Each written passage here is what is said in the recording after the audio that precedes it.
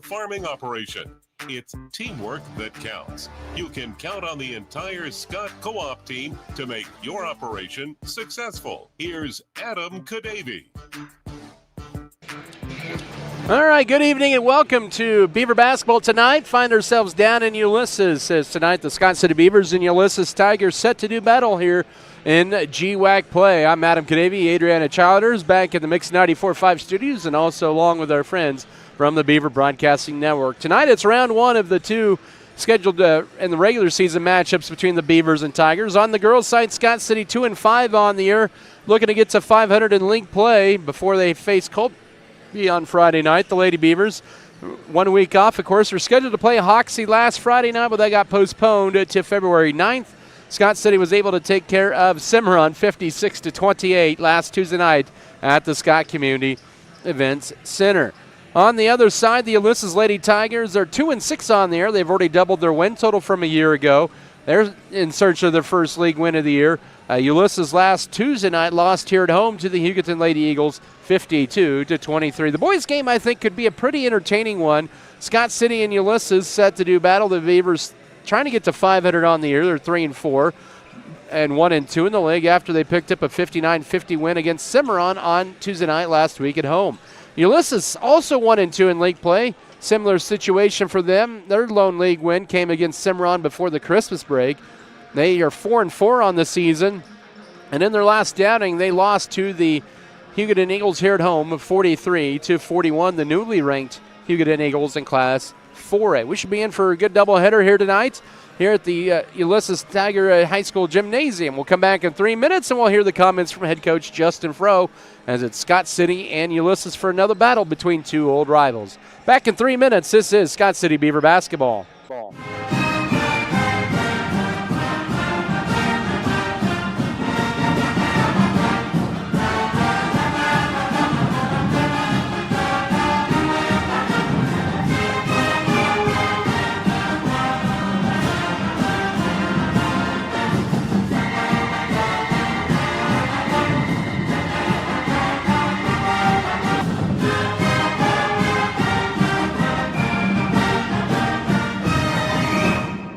The world needs more farmers, people who know the land, people who support rural communities, people who are as diverse as each acre they care for. But unless you've been born and raised on a family farm, it's nearly impossible to become a farmer. That's why we are building a team of people from our hometown and across the world to do what they love. We are not just a family farm, we are a multi-family farm. We are Volgamore Family Farms. Great Western Tire of Scott City is available for tire repair and replacement, oil changes, tire rotation, balancing, alignment, and bulk fuel delivery to keep your equipment going. They also offer 24-hour emergency service calls. Deckmart Furniture and Appliances. At Deckmart, they offer a variety of quality furniture, including sofas, recliners, lift chairs, dining sets, bars, bar stools, mattresses, and more.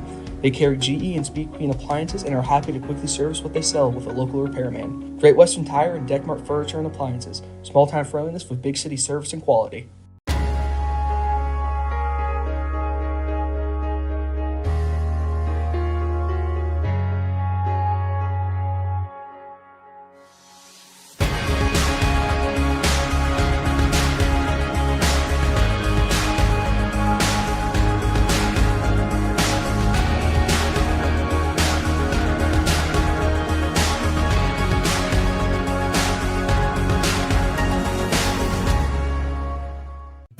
Since 1950, Pioneer Communications has been right here in Western Kansas connecting your community.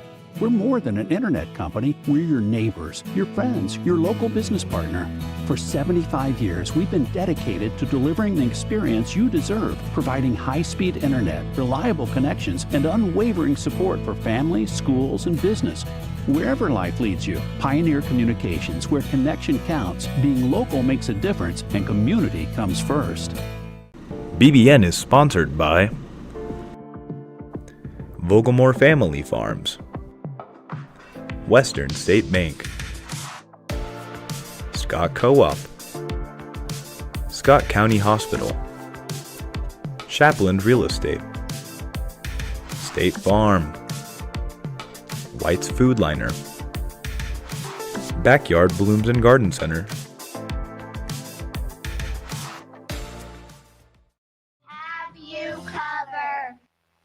Mix 94.5 KSKL, Scott City, powered by Wheatland Electric, committed to improving the lives of their members and the community they serve. Wheatland Electric, delivering energy for life, a Touchstone Energy cooperative.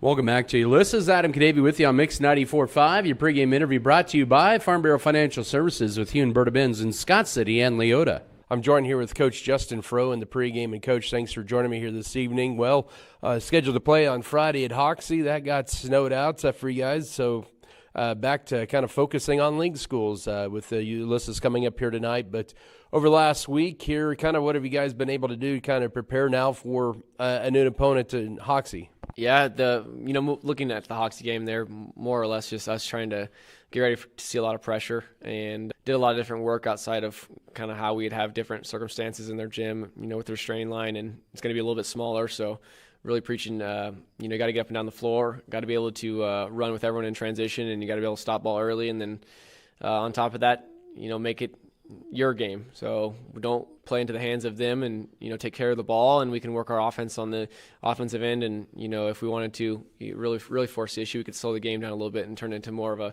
hopefully more of a half court kind of game. But it gets snowed out, so all that work for a later date, that's okay, because a lot of that stuff too is just fundamental work and defensively stuff that we can still use looking for this game here with Ulysses, and just a lot of stuff in terms of making sure we got people back in transition and make sure that we're running the floor and communicating on defense, and just little things like that always need work. So in terms of that, it was nice to get that work in, and then just instead of going to Hoxie, we just rolled over into this week for Ulysses. I think there's some bright spots you saw from the game with Cimarron last week, and kind of getting more players involved here and active, and increasing some playing time. You were without Payson last week, and so you guys are really kind of getting close to being at full strength now, and I think that can pay dividends here with a pretty busy stretch through the next couple weeks. Yeah, absolutely. I think it's nice to get that court time in for everyone, and especially some of the young girls out there, and some people that haven't maybe seen as much action on the varsity level. So that's been nice, and also in practice as well. We've got to have people being shuffled around and moving up and down, and playing with some of the older girls, and it's nice to see them kind of step up and show what they're made of. So that's always good, and that helps out the team as a whole. So that's nice to see. But when we do get everyone back healthy, we got to realize that there's going to be some minutes there that aren't going to be able to go around, and so we're going to have to continue to work hard and put ourselves in good positions and make sure that we're doing everything to the best of our ability. And once we do kind of get everything figured back out with the lineup and where everyone's going to go and kind of how minutes are going to go and stuff like that, we can kind of get more of a understanding of our lineups in general, and who's going to be playing set amount of minutes and stuff like that. But really at this point in time, it's just getting everyone healthy and kind of getting over the sick bug here, and then continue to keep moving in the right direction with our defensive and our talking and everything we've talked about, and then offensively continue to get good looks down low where we want them, or kick out shots, easy shots that we can feel good about in our offense, and continue to battle hard and just play our game. Once again, it is Coach Justin Froh here tonight. Pregame, Scott City and Ulysses, round one with the Tigers.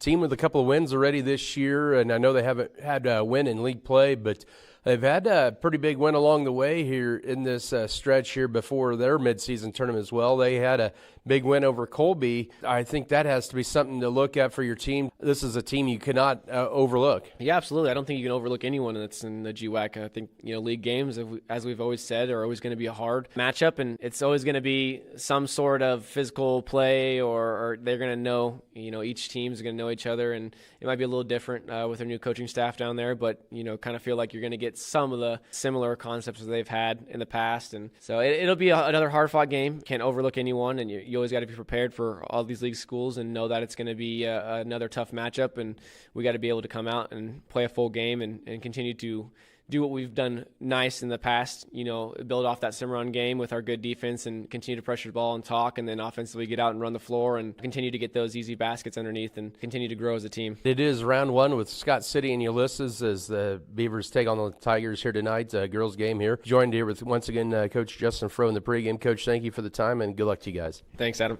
That was Scott City Lady Beaver coach Justin Froh. Your pregame interview brought to you by Farm Bureau Financial Services with Hugh and Berta Benz and Scott City and Leota. We have more to come in your pregame show. We'll have a breakdown of the matchup, starters, keys of the game, and the tip-off after this timeout. This is Scott City Beaver basketball. On the farm, every decision matters. You wouldn't trust a doctor to give your family a one-size-fits-all prescription, and seed shouldn't be one-size-fits-all either. At Circle C Farms, we've partnered with Beck's, America's largest family-owned seed company serving farmers for 5 generations. With Beck's, you get more than seed. You get commitment rewards, early order, and quantity discounts with flexible, low-rate financing options. Circle C Farms and Beck's, family to family, growing the future together. Furrow Heating and Cooling of Scott City is a proud sponsor of Beaver activities. Brent and Angie take pride in helping our activities and support our students 100%. They can also help you with any heating and cooling needs that you have. Give Furrow Heating and Cooling a call at 620-872-3508 and see if they can help you with your needs today. BBN is sponsored by Circle C Farms, Iron Insurance Partners, David Post, Norder Supply, R Brothers Auto Body and Mechanic, Scott City Eye Center, R6 Ag, Farm Bureau Financial Services, Scooters Coffee, The Cottages at Garden City. Great things are happening at Scott County Hospital. Our team now includes 5 family physicians and 9 advanced practitioners, ready to care for you and your family right here in Southwest Kansas. We're taking new patients, including OB care, and we're here for every stage of life, from welcoming your newest addition to supporting you as you age. Professional, friendly, and close to home. Call Scott County Clinic today. Scott County Hospital, caring for our community because we're part of it.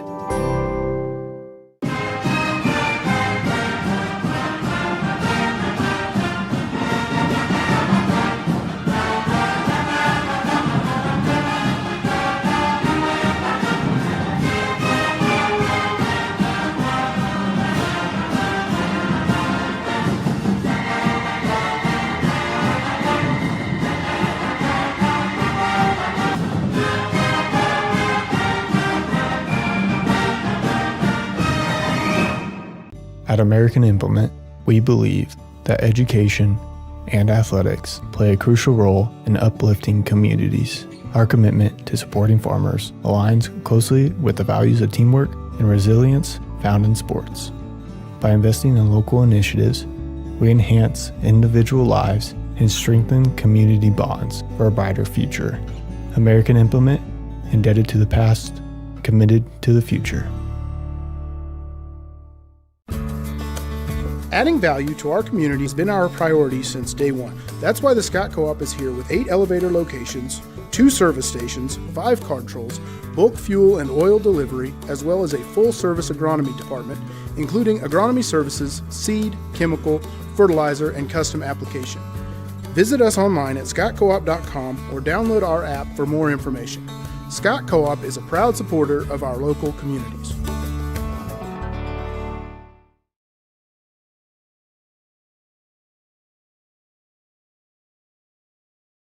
Court, I should say, but it looks pretty sharp actually. It looks a lot brighter in here now and than it has in years past, but we have Ulysses written on the baseline on the outside there, and the lane clear, and the inside the three-point arc to the lane is kind of shaded in gray with the black three-point stripe and the foul line and so forth. Anyways, taking a look at this matchup on the girls' side, Scott City's won the last 10 straights, and the games really have not been close other than 1 2 years ago here when they won 34-32 in Ulysses.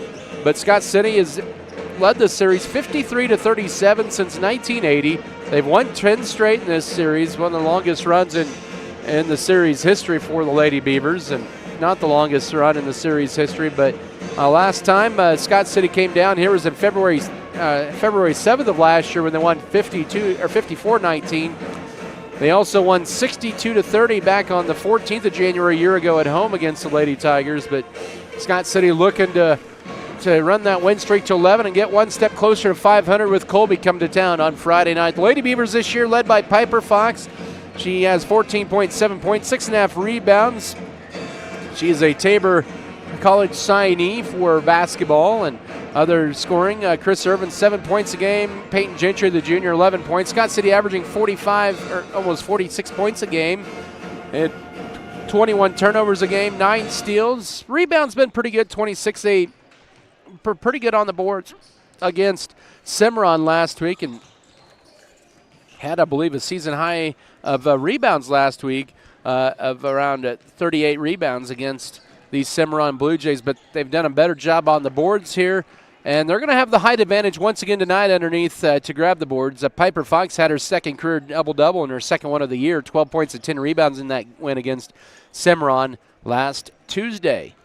And so Scott City looking to take care of business, get closer to 500, try to get to 3-5, get some momentum as they head into midseason tournament play next Tuesday, and of course with Colby at home on Friday night. On the other side, the Lady Tigers, they have dropped 4 straight. They started out 2-2. They've split with Colby in their first 2 games of the year, lost to them here 40-26, and then a week later beat Colby 43-32. Granted, the Lady Eagles of Colby, I don't want to take anything away from Ulysses, but Colby was very sick that week, and it's with a lot of their key players, a lot of illness there, that really hindered them in that tournament at Goodland.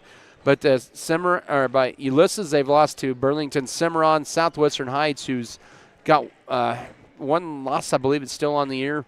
And then Hugoton, they lost to them here 52-23 last Tuesday. They're under a new regime. Etika Hauser moved up from the middle school to the high school. She's in her first season and assisted by Gina Ballesteros, who helped Ulysses to the state tournament for the first time in nearly 4 decades back in 2019. She was on that team that last beat Scott City back in 7 years ago. But another team that's 0-3 in the league, 2-6 overall. They are 1-3 here at home, and they've only had 1 true road game this year. But they're led by Isabella Alvarado, the 5'3 junior, who averages just under 8 points and under 6 rebounds a game. This is a team, they're according to the roster, their tallest girl is 5'7". So not a lot of size. They'll go 5'6", 5'3", 5'4", 5'5", 5'6" in their starting lineup. Scott City should have the significant advantage there tonight at the post, and we'll see if they can work it in there as well. Other games tonight in the Great West Activity Conference, you have Colby and Goodland set to do battle, and that's taking place there in Goodland tonight. Also tonight you have Cimarron has got the night off. Hugoton's in action tonight. Don't have their lineup in front of me who they're playing, but you have Holcomb playing the nearby rival, the Lakin Bronx. Scott City will be at home on Friday, and then brackets, they're out already for the Sterling Invitational. The girls on Tuesday will play at 3 o'clock. Scott City's the defending tournament champions. They're the 4 seed. They'll take on the 5 seed Smoky Valley. And Southeast of Saline at 6-3 has the 1 seed. Hugoton at 4-4 is the 2 seed. Sterling has the 3 seed. Scott City 4, Smoky Valley 5, Lions 6, Kingman 7, and Hutchinson Trinity has the number 8 seed. In case you're wondering there, and how it's all set up with the tournament bracket there on the girls' side. The boys will play at 4:30 at the college there. They'll take on Lions in the 4-5 matchup. Scott City the 5 seed or the 4 seed, and I believe actually the 5 seed. Lions is the 4 seed.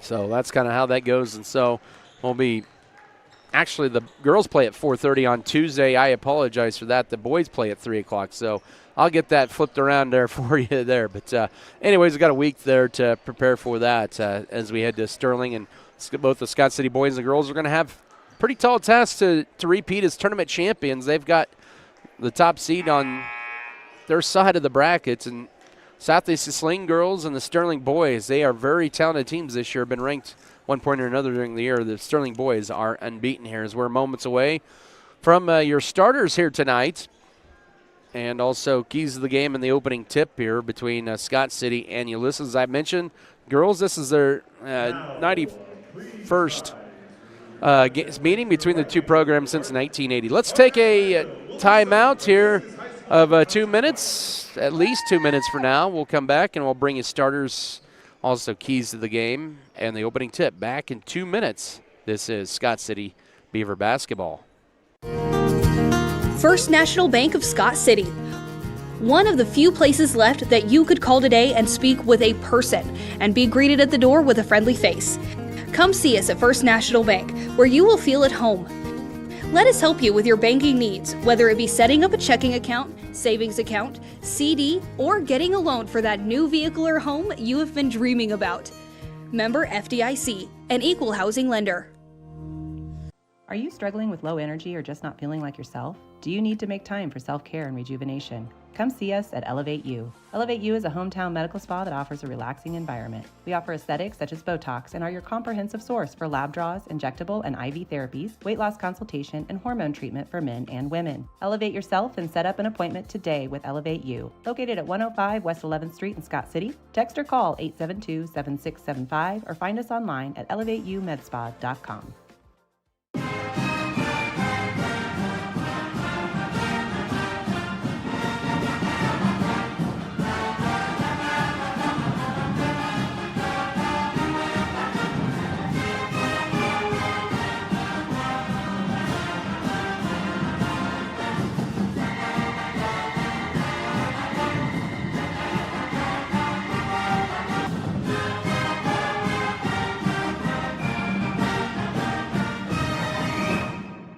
There are places where people truly value relationships, where distance is measured in acres, and all roads lead to families on one mission: to provide for their loved ones, their community, and the world.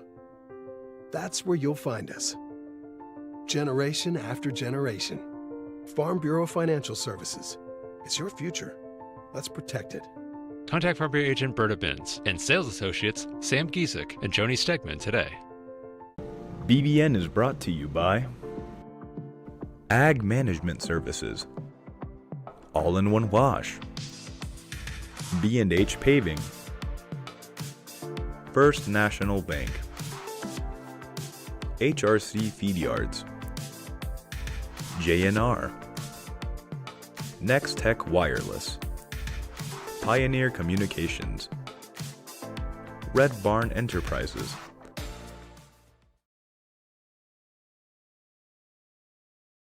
14.7 points, 6.5 rebounds a contest. Carissa Irvin, the 5'6 senior.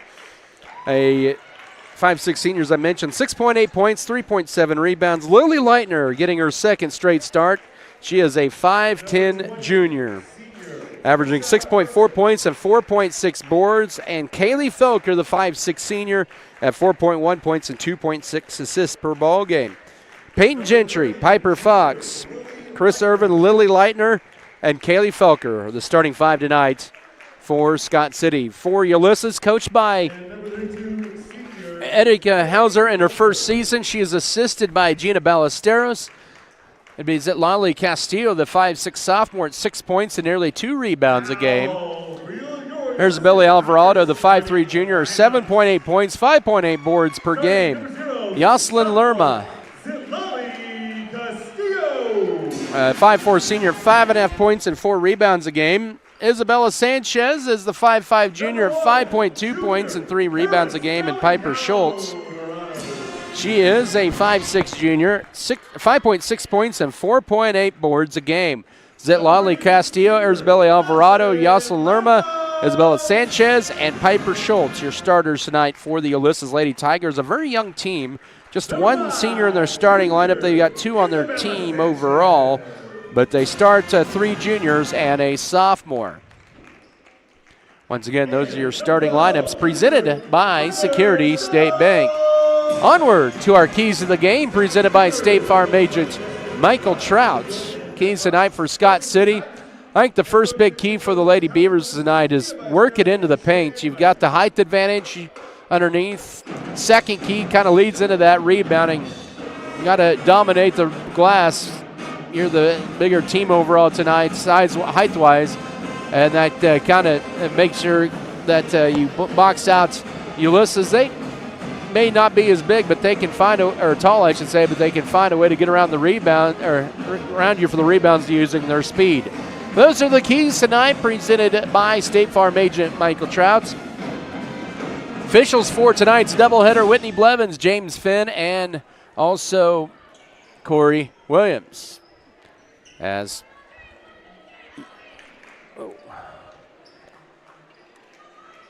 Ulysses is out there on the court. Now Scott City comes out there. The Lady Tigers in their home white uniforms with the orange numbers and letters. They got the black trim. Scott City in those navy blue tops.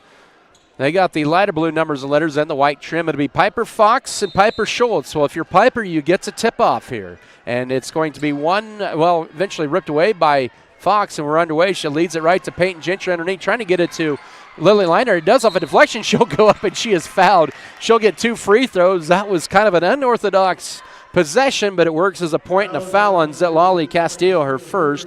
The ball game's first foul. We're just 8 seconds in. Lily Leitner struggled at the line last week, heads there. She was just 1 of 9 at the line, is now a 35% free throw shooter as a team Scott City 53. And she is perfect on that one to get Scott City on the board first. 8 seconds into the game, 1-0. That might be the earliest points of the year for Scott City in a ball game at 8 seconds. Leitner, she swishes them both.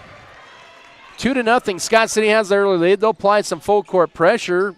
Sanchez, and they get the steal. Here's Irvin, and it sneaks in, and it's 4-0 Scott City with 7:44 to go first quarter, and I guarantee you that's the quickest first 4 points of a ball game they've had all season. Ulysses breaks the full court press. They draw a bump out high right on Piper Fox. That's Scott City's first foul, so they're going to have to adjust to the officiating here. And 7:37 to go first quarter, 4-0 already for Scott City. Now they had to retrieve the basketballs that they warmed up. If they were still at half court. Now, I'm going to say a kicked ball, and it'll stay with Ulysses. Still 35 on the shot clock for the Lady Tigers. 4-0 early lead for Scott City. Can't ask for a better start in the first few seconds of the ball game if you're Scott City. Up top now to Isabella Sanchez. Lady Beavers setting up in a zone defense. Right wing 3 is up, and that is bouncing off. And Peyton Gentry gets the rebound. That's put by Zetlali Castillo. Scott City down the floor to Leitner. Right side to Fox. She'll take the right baseline jumper and knock it down. 6-0 Beavers. 7:16 to go first quarter. And Lady Beavers 2 for 2 from the floor, 2 of 2 at the line. And almost forced turnover number 2 on Ulysses as they get it in the front court. Sanchez with it out high. And Scott City now switches off to a man defense. Toward the right block to Alvarado. Shot puts it in there to Piper Schultz. Inside the lane, now out high left is Isabella Sanchez. She tries to drive in. Pivots in the lane. Runner is wide left. And Piper Fox collects the board for Scott City.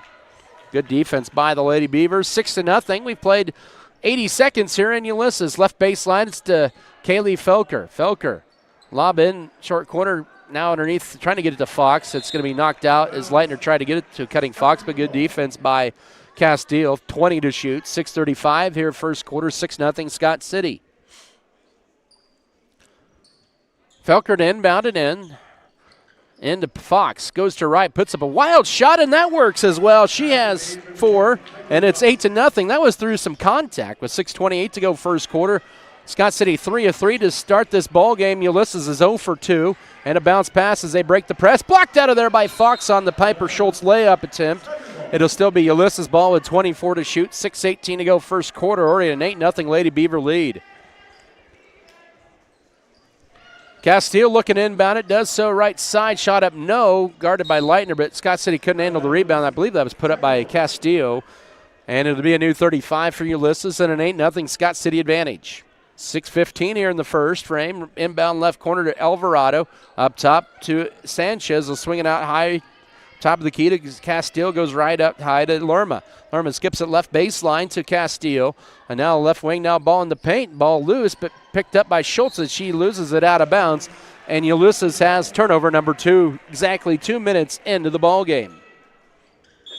Our first sub of the evening for Ulysses will be Corley McCormick. She is a 5'7" junior, averages just under 3 points a game. She'll replace Yoselin Lerma, the lone senior. Lone senior in the starting lineup, that is. As Ulysses will apply full court. And Lily Leitner almost walked with it. Now Scott City has some numbers. Fox will take it all the way right side. Bank shot ends. She has 6, and it's 10-0. 5:50 to go first quarter. Scott City 4 of their first 4 from the floor. And they draw a tripping foul out high, says Whitney Blevins. That's team foul number 2 on Scott City. Kaylee Felker commits the foul, her first. Felker didn't get the privilege of playing on her 18th birthday on Friday because of the snow out in Scott City. Scheduled to play at Hoxie on Friday. They'll play that game February 9th in Hoxie. 5:40 to go first quarter. Ulysses with the ball down 10-0 and steal by Fox. Turnover number 3 on the Tigers. Dumps it in the front court to Gentry. And now to Irvin. Lets a couple players go by. Leaves it short. Got her on rebound. Gets stuff going up in the whistle and the foul. Irvin will have 2 free throws. Scott City also out rebounding Ulysses 3-0. 5:28 to go first quarter. That foul is on Castile, her second. And Ulysses team foul number 2 of the period.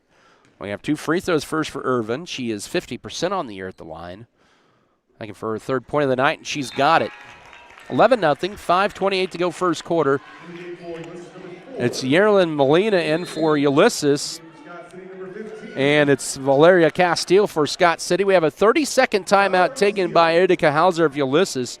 11-0 Lady Beaver lead with 5:28 to go here in the opening frame. Basketball tonight presented here by Winterland Farms, Wilkins Physical Therapy, White's Food Liner, Wheatland Electric, Western State Bank, Western Kansas Insurance Service, Volgamore Family Farms, Turner Sheet Metal, True North Cafe, True North Cattle Company, and Trophy Wine and Spirits. Scott City hit 4 of their first 5 shots from the floor. Make that, 4 of their first 5. They're off to a hot start, 11-0. They've forced 3 turnovers. Ulysses is 0 of 4 from the floor. And they have 3 turnovers, as I mentioned earlier. Scott City has 2 of those 3 steals. Piper Fox with 6 to lead Scott City. Lily Leitner had the opening points 8 seconds into the game on a pair of free throws. And Carissa Irvin has 3, looking to make it point number 4. As Lily Leitner exited the ball game after Castillo checked in for her. So a 30-second Lady Tiger timeout. 11-0 Scott City with an early advantage. Irvin will get one more charity shot here. Return game between these two is going to be on the 6th of February, and that free throw is nothing but net. Irvin with 4 early points, and it's 12-0. Full court pressure, 2-2-1 by Scott City. Ulysses does break it with Sanchez, and now DeCorley McCormick goes up top, trying to drive right side. Alvarado driving right baseline underneath, and a reverse layup is going to put Ulysses on the board. That's by Isabella Sanchez. Nice move, 12-2, 5:07 to go first quarter. And Ulysses apply a little 3/4 court press. Scott City to break it, though. Piper Fox has it in the front court, dumps it into Kaylee Felker, goes to left. Nice up under her move, gets a strip going up, and there's Ulysses on the run now. Somebody's tripped, and now we got a fight, and Scott City picks it up. We do have an injured Lady Tiger underneath the basket. Timeout on the floor here with 4:49. Can't see I believe that might be McCormick because she's holding her right ankle. 12-2 your score. Ulysses committed turnover number 4 in the process. As the gym quiets all of a sudden here. They're going to help her off the court. There's a round of applause. That is the 5'7" junior Corley McCormick. And back in the lineup will be Yoselin Lerma. So Ulysses loses their top reserve here for right now, and hopefully she'll be okay as they bring in Yoselin Lerma, the senior.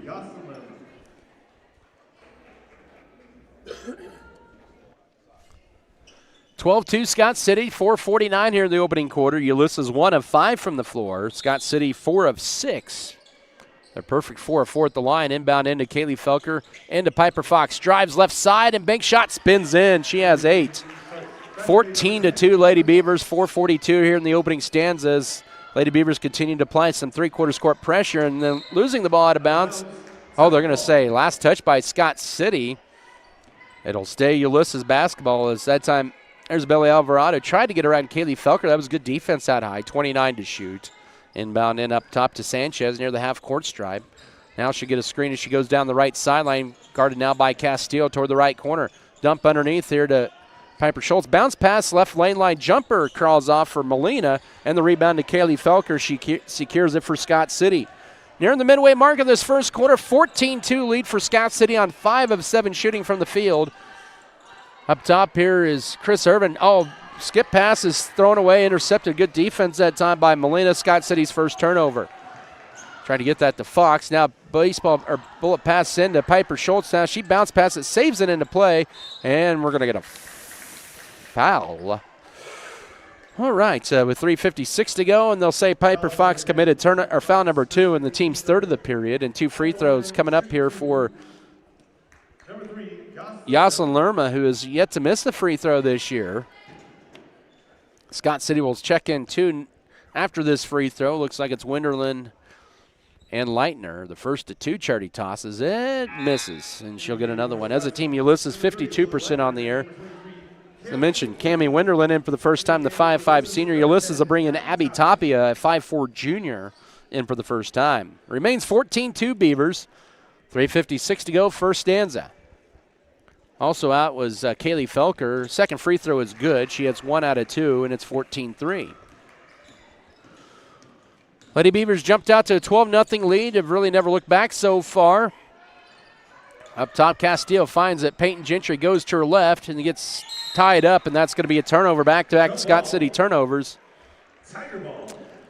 And that's the one thing, if you're Scott City, you're going to kind of, when you put the ball on the floor and you pick it back up, you're going to have to keep that ball higher because Ulysses will come in and tie you up right away, and they did just that. It's back-to-back Scott City turnovers. Ulysses has settled down a little bit after their timeout as well.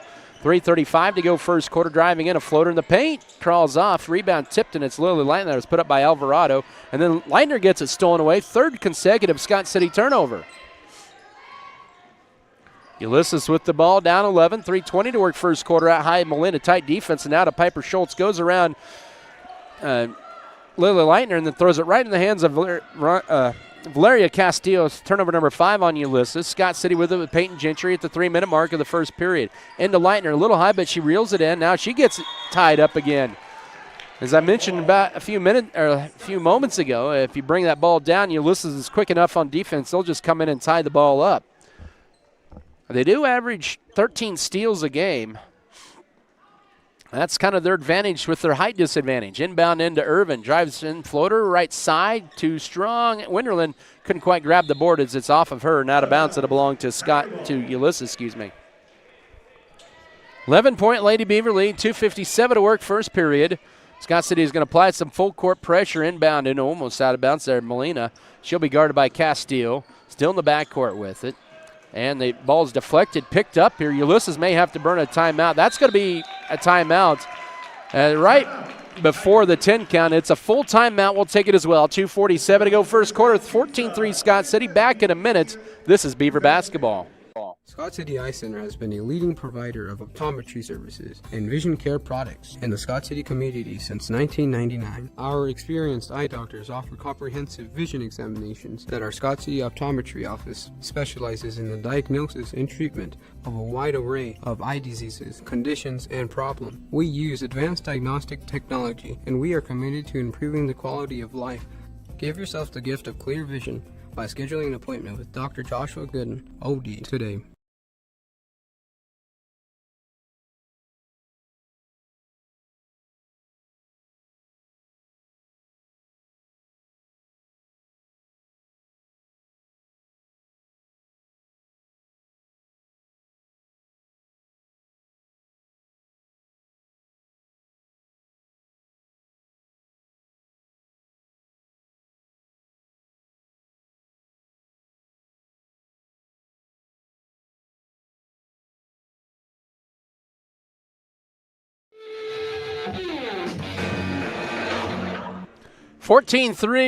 Ulysses ball, Scott City lead. 2:47 to work first quarter. Out of the timeout, inbound into Abby Tapia. Scott City playing man-to-man full court pressure. Kaylee Felker to check in next dead ball. Tapia brings it in the front court, still guarded by Peyton Gentry. Now uses up a dribble, needs help.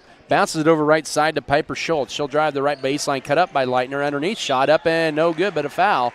And 2 free throws for Tapia. The team foul is the 4th in the period on Scott City, and I believe they're going to get Peyton Gentry with their first. And they do. Piper Fox already on the bench with 2 fouls. Tapia with 2 free throws, looking for her first points of the year. Free throw, too strong off the heel. And it's going to be Maggie Heineman in for the first time, the 5'6 junior, in for Cammie Winterland, and also in as Kaylee Felker for Peyton Gentry. And now Isabel Sanchez in, to replace Jocelyn Lerma.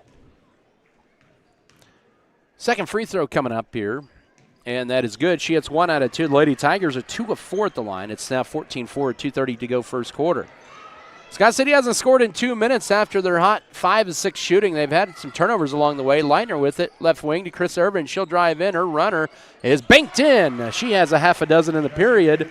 16-4, 2:15 to go first quarter, and Scott City breaks a little mini 2-minute drought. Now bounce pass, Piper Schultz with it, loses it, puts it on the floor, but picked up by Alvarado. Right side, 20 to shoot, now driving in. The shot is up, but a pushing foul as that'll send Sanchez to the line for 2. Lily Leitner picks up foul number 1, team foul number 5. Foul number 30, Lily Leitner, her first team fifth. Says official Corey Williams. 2 free throws for Sanchez. The Tigers 2 of 4 at the line, Scott City 4 of 4. First of 2 is off the back iron. Ulysses has always missed their first, but have hit their second. Peyton Gentry will be in for Irvin. That'll be her first breather of the night. Scott City with Kaylee Felker, Lily Leitner, Maggie Heineman, also Valeria Castillo and Peyton Gentry. Just 2 seniors on the floor for Scott City. Well, that one rims in and out. Rebound to Castillo, grabs her first board of the night. Scott City with the advantage, 16-4, under 2 to go first quarter. Gentry dumps underneath. Here's Lily Leitner, bank shot. She has her first field goal in 4, and it's an 18-4 lead, 1:48 to go first quarter. Scott City continues applying some full court pressure here with it now as Lerma, she'll race into the front court. Ball underneath behind the Piper Schultz. Shot is blocked that time by Felker, and the rebound to Lily Leitner. Scott City with the ball up by 14, under 90 seconds to go first quarter. Gentry, Felker, right corner to Castile. She'll launch a 3. Too strong, but the backside board. Heineman tracks it down the left corner. Gets it deflected out. That was Scott City's first 3-point attempt of the ball game. And Jada Timms is in for the first time. She's a 5'5 sophomore, will replace Yasmin Lerna.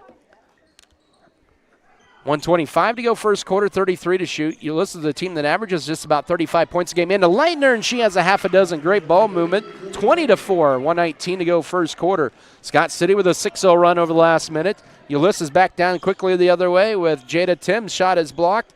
And the rebound, we're getting a whistle and a tie-up. It'll stay Ulysses basketball in the possession arrow with 69 first quarter seconds remaining. Nice start here for the Lady Beavers, up 20-4. 26 to shoot as the shot clock didn't reset after the rebound. They'll avoid the 5 count, throw it up top to Alvarado. Now right side, Isabella Sanchez. Sanchez around the screen will launch a 3. That's blocked. I think Felker got her second block, and here's Peyton Gentry who tracks it down. She'll race it coast to coast, goes around. Schultz lost it, and then got bailed out by a foul on Tapia. Abby Tapia picks up her first foul, team's third of the period. And Chris Irvin will check back in for the Lady Beavers with 55.7 to go first stanza. Castillo exits. 20-4 is your score. Scott City has only had 3 players score. Fox with 8. She's on the bench, though, with 2 fouls. And then it's 6-6 for Leitner and Irvin. And it goes to Leitner.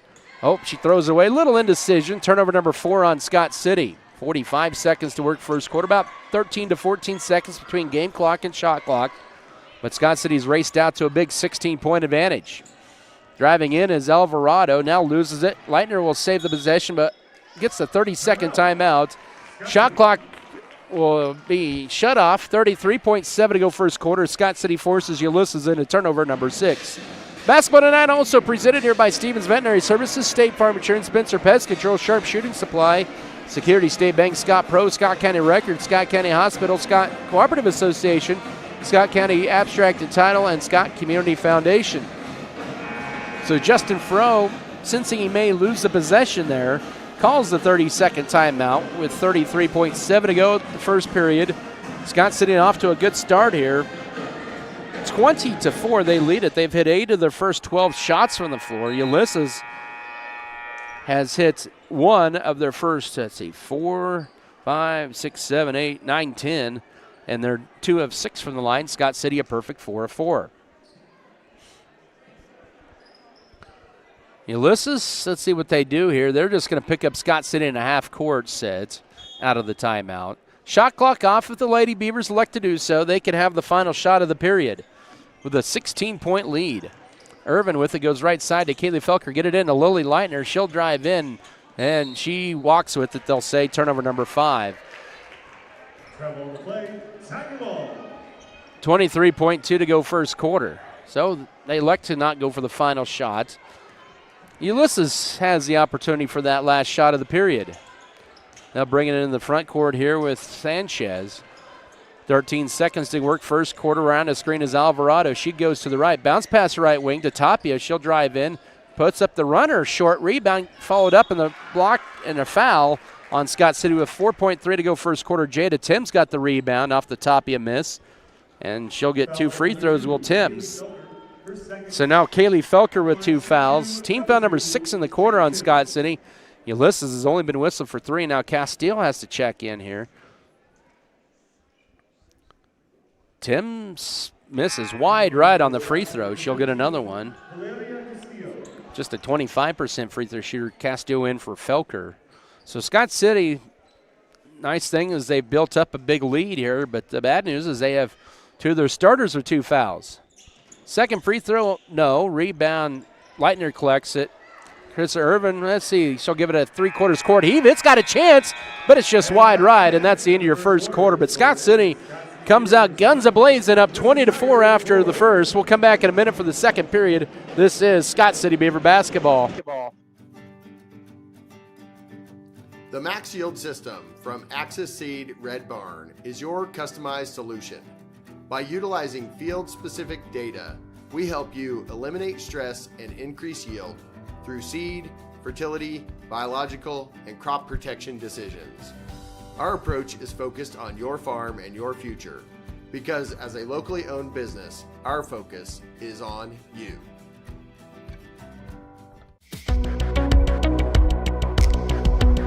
I'm David Post, and I live right here in Scott City. I'm proud to help my neighbors protect their homes, farms, and businesses because this is my community too. At Iron Insurance Partners, we're here for you on game day and every day, helping you protect what matters most because your hometown is our hometown. Give us a call or stop by today.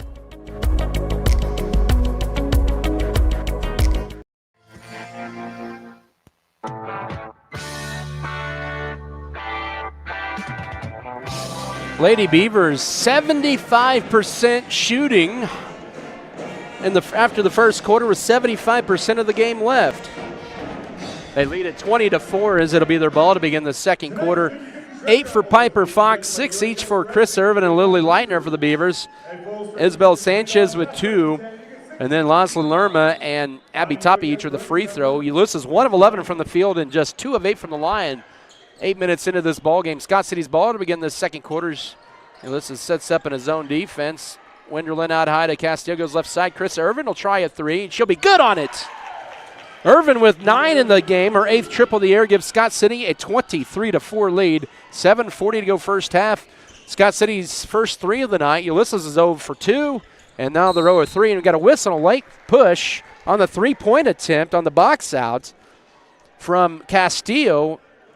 Fouls on number 2, Peyton Gentry. First, second, team. That's on Peyton Gentry, her second foul. Team's first of the second quarter. It should be on the floor, and that is the right call. It was on the box outs.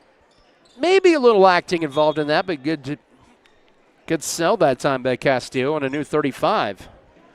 Or by Zitlali Castillo driving in. Here's a layup, and that is too strong for Alvarado, and Scott City clears the boards with Cammie Wenderlin.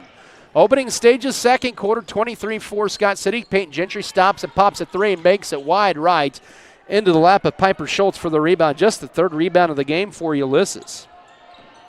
Scott City's owned the glass 10-3 in this half, and Ulysses will throw it away for their 7th turnover of the half.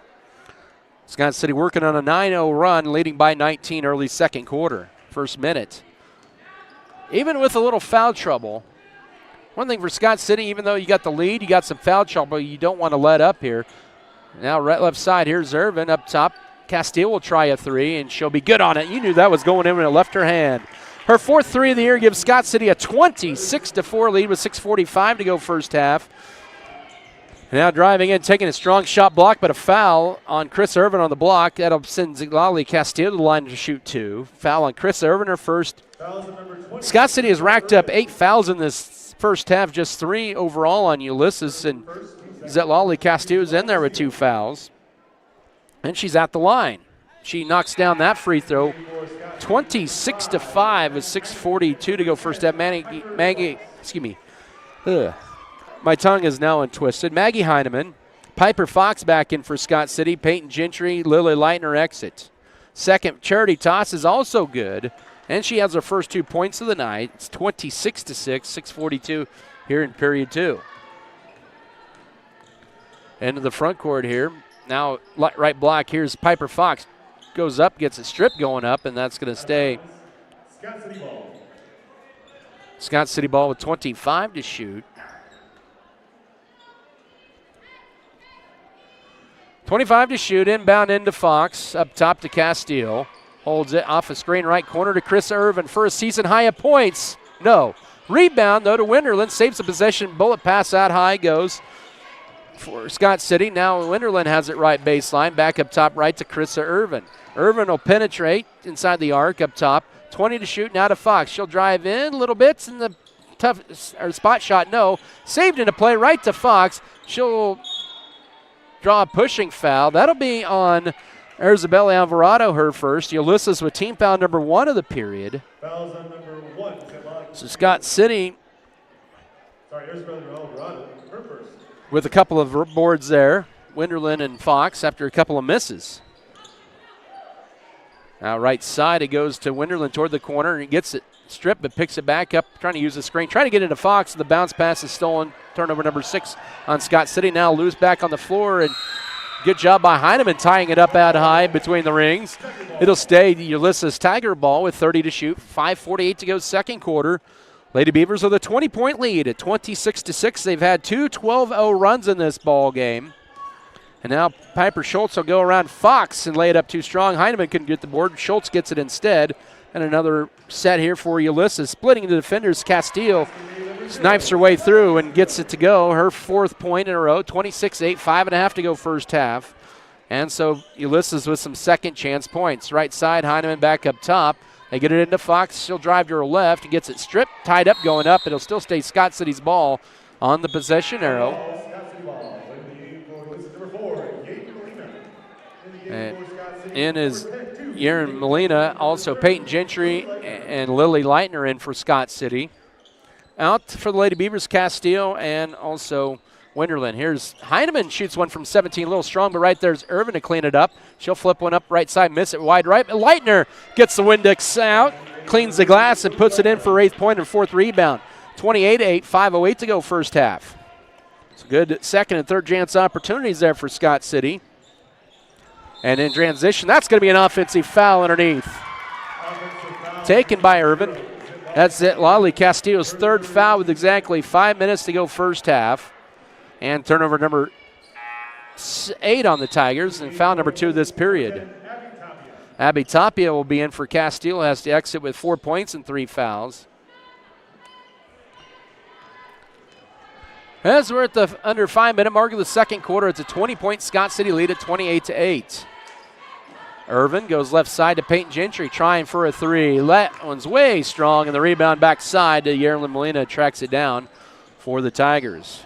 Gentry scoreless, 0 for 2 from the field here. Scott City's cooled off from the floor here in the second quarter, and that was to be expected after an 8 for 12 start to begin this game. Isabel Alvarado, now Piper Schultz, left elbow jumper, no. Heineman will secure the board for Scott City. Good job by her boxing off on the backside. Scott City with a 20-point lead. Fox will try a 3, short rebound. Leitner cleans it up and gets tied up, and she finds it to Heineman. Now up top, Irvin for a 3. That one is good. Irvin ties her career high with now 12 points in her second 3 this period, 31-8, 4 minutes to go first half. Scott City with their 6th offensive board as well to go with that, and a whistle and a block. And that'll be team foul number 3 of the Beavers this period. They're going to get Krista Irvin with her 2nd foul. So 4 Beavers with 2 fouls. Gentry, Fox, Irvin, and Felker. Irvin and Fox exit.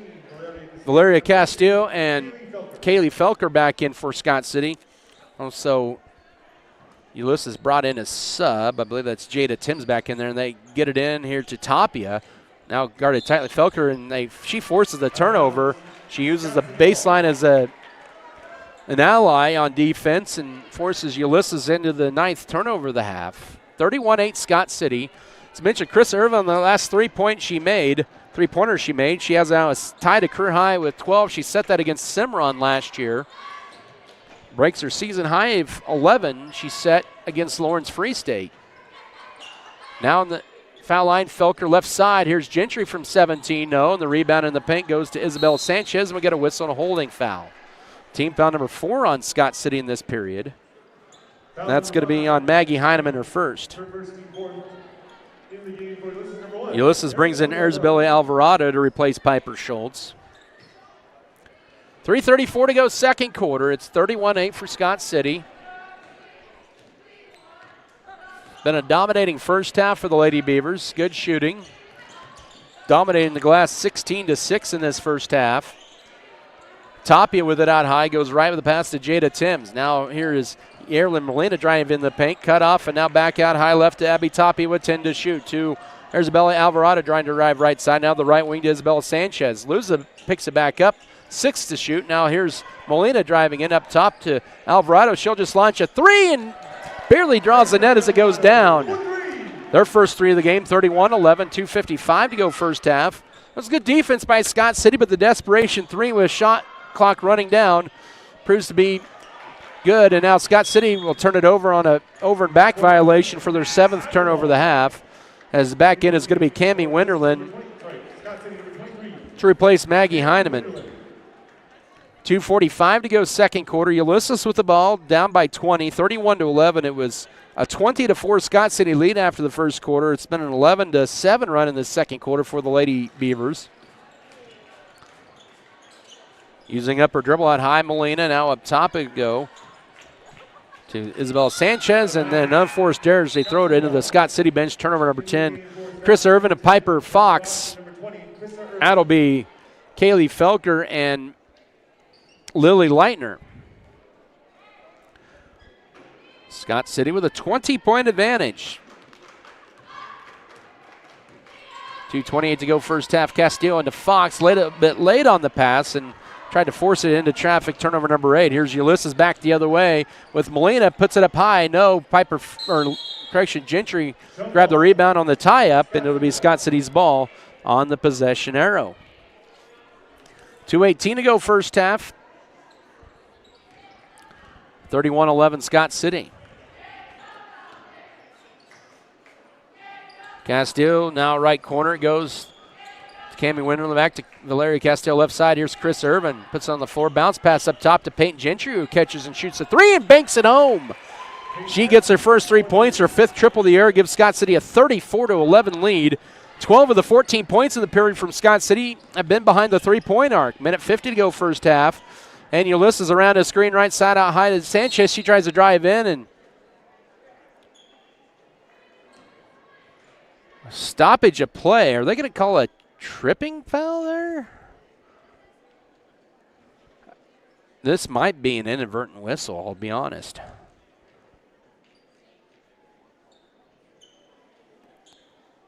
I don't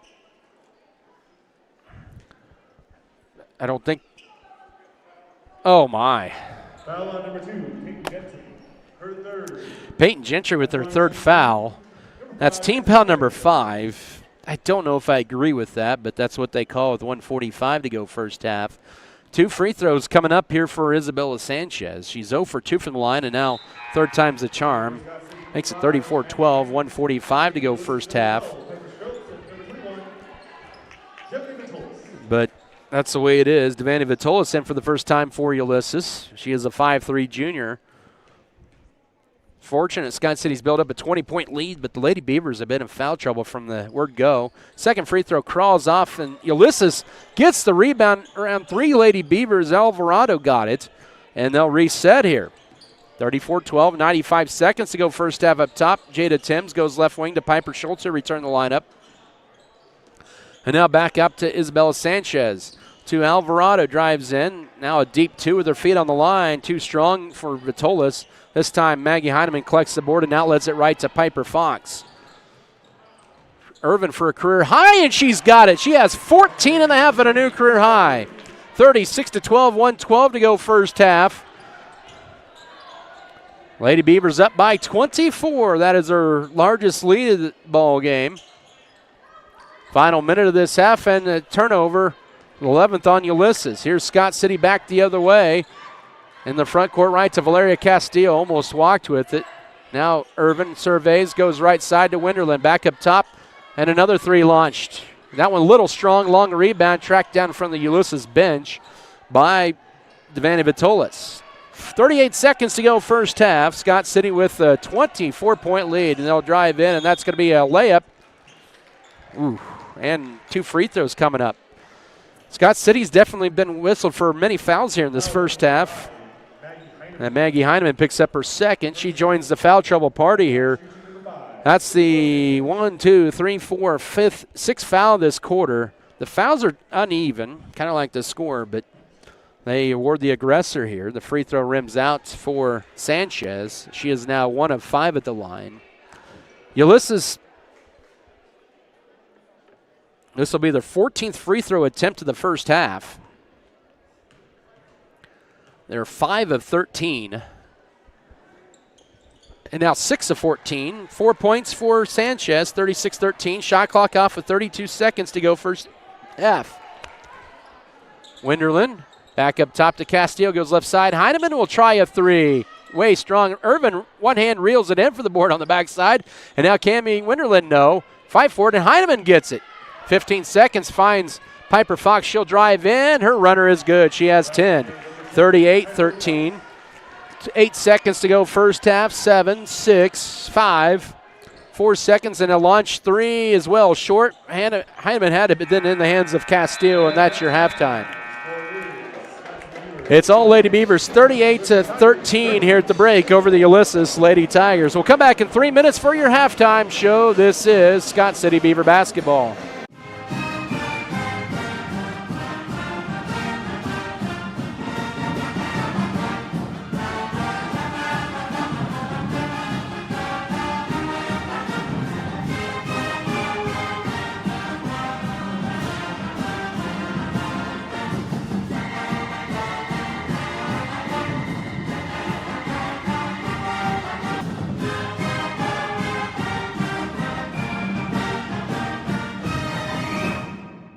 NextTap Wireless has been offering superior coverage to Kansans for close to 20 years.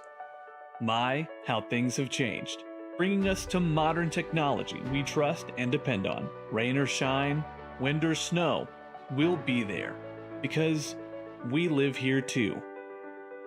We're investing in our communities and connecting Kansans. It's not a gimmick, it's our guarantee.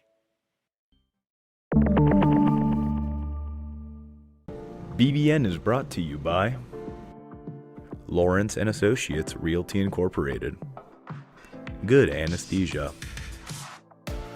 Elevate You, Lone Tree Farms, Fairleigh Feed Yard, American Implement, Great Western Tire and Deck Mart, Scott Community Foundation. There's nothing more spacious than Western Kansas, and nobody closer than our communities. We are determined to keep our communities connected to schools, kids to teachers and parents. We believe a connected world is a better place. We're more than what we do for our hometowns. It's what we do with our hometowns. S&T is proud to be your family, your friends, your neighbor.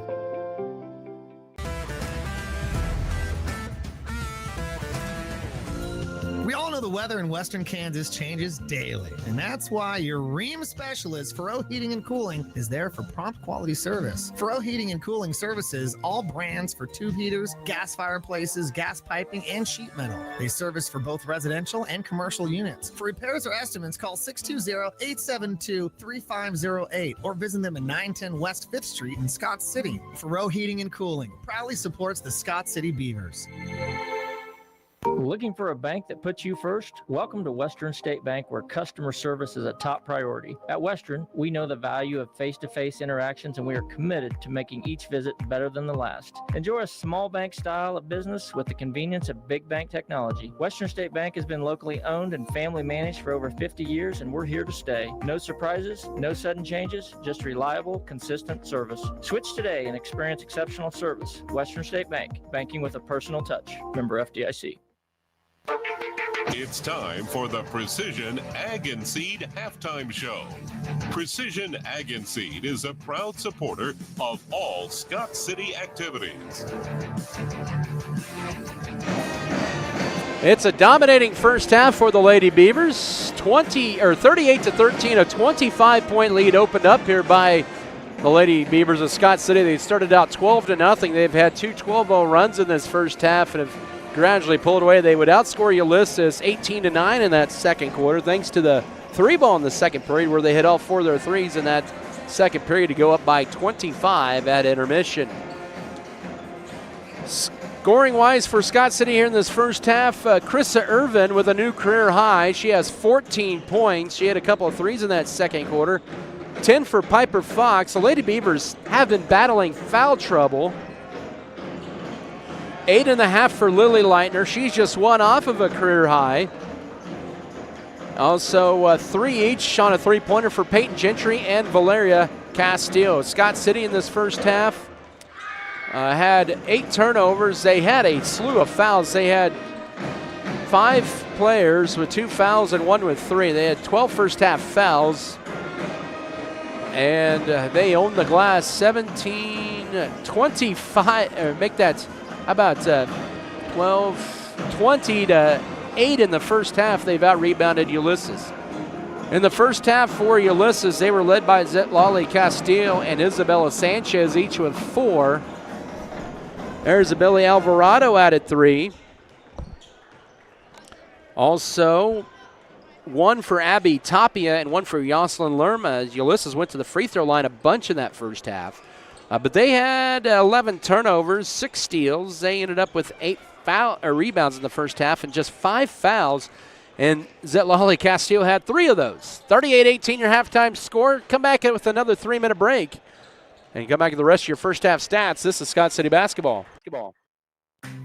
Scott County is a great place to live, work, and raise a family. That's why the Scott County Development Committee is here to help local businesses, entrepreneurs, and the community as a whole to grow. There are many different opportunities in Scott City to expand business growth and development. To find out more on what the Scott County Development Committee can do for you, call Nicole at 620-872-3525 Extension 2 or see her at 811 South Main Street in Scott City. When life is stressing you out, you need a wireless provider who doesn't. At United, you get simple and honest plans with coverage you can count on. For the past 20 years, we've kept you connected with the best wireless service in Southwest Kansas, and to celebrate, we're giving you 3 months free to help you stress less and stay close to what matters most. Switch to United for simple and honest plans, powerful coverage, and a local service that only United can deliver. Thank you for trusting United for the past 20 years. Visit getunited.com/radio or stop by our local United store today. Terms and conditions apply. See store for details.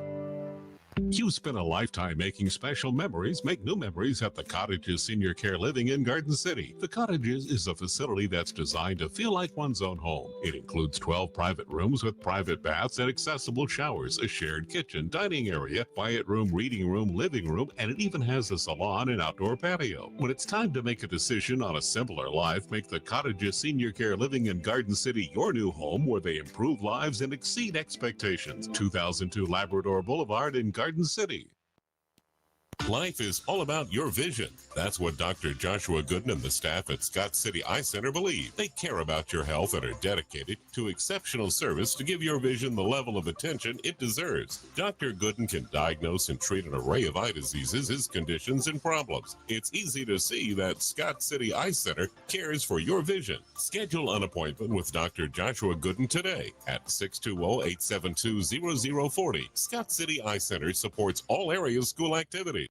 Is it time to change up your ride? Maybe it's time to head to J&R Car and Truck Center in Scott City, where they offer a wide selection of new and used vehicles. Not only do they offer great deals, but they also deliver with unmatched services after the sale. In the back, the service department at J&R Car and Truck Center can take care of all makes and models. So if you're needing a Chevrolet, GMC, or a quality used vehicle, see why J&R Car and Truck Center has been the trusted name in Western Kansas. Make the drive today and save. View their inventory online at jrcarandtruck.com. Nothing better than homemade food. Well, that's what you get at Mom and Pop's Burger Stop in Scott City. What makes Mom and Pop's Burger Stop so good is they serve fresh burgers and slice up the best homemade pies in town. Don't forget they have a full salad bar along with weekly specials. You can check out their Facebook page, Mom and Pop's Burger Stop, for more information on their weekly specials, or call 620-874-9292. Drop in for homemade food at Mom and Pop's Burger Stop, 308 West 5th Street, Scott City. Open Monday through Saturday, 11 to 2 and 5 to 8. Mix 94.5 KSKL Scott City, powered by... If you are in the market for a new or used vehicle, check out J&R Car and Truck Center of Scott City. J&R Car and Truck has a fully trained service and parts staff for repairs on most makes and models of vehicles. Locally owned and operated, J&R Car and Truck Center provides new and used vehicles in stock and ready to be delivered. Stop on in and check out jrcarandtruck.com for your next vehicle. J&R Car and Truck Center, your Chevrolet and GMC dealership in Scott City. –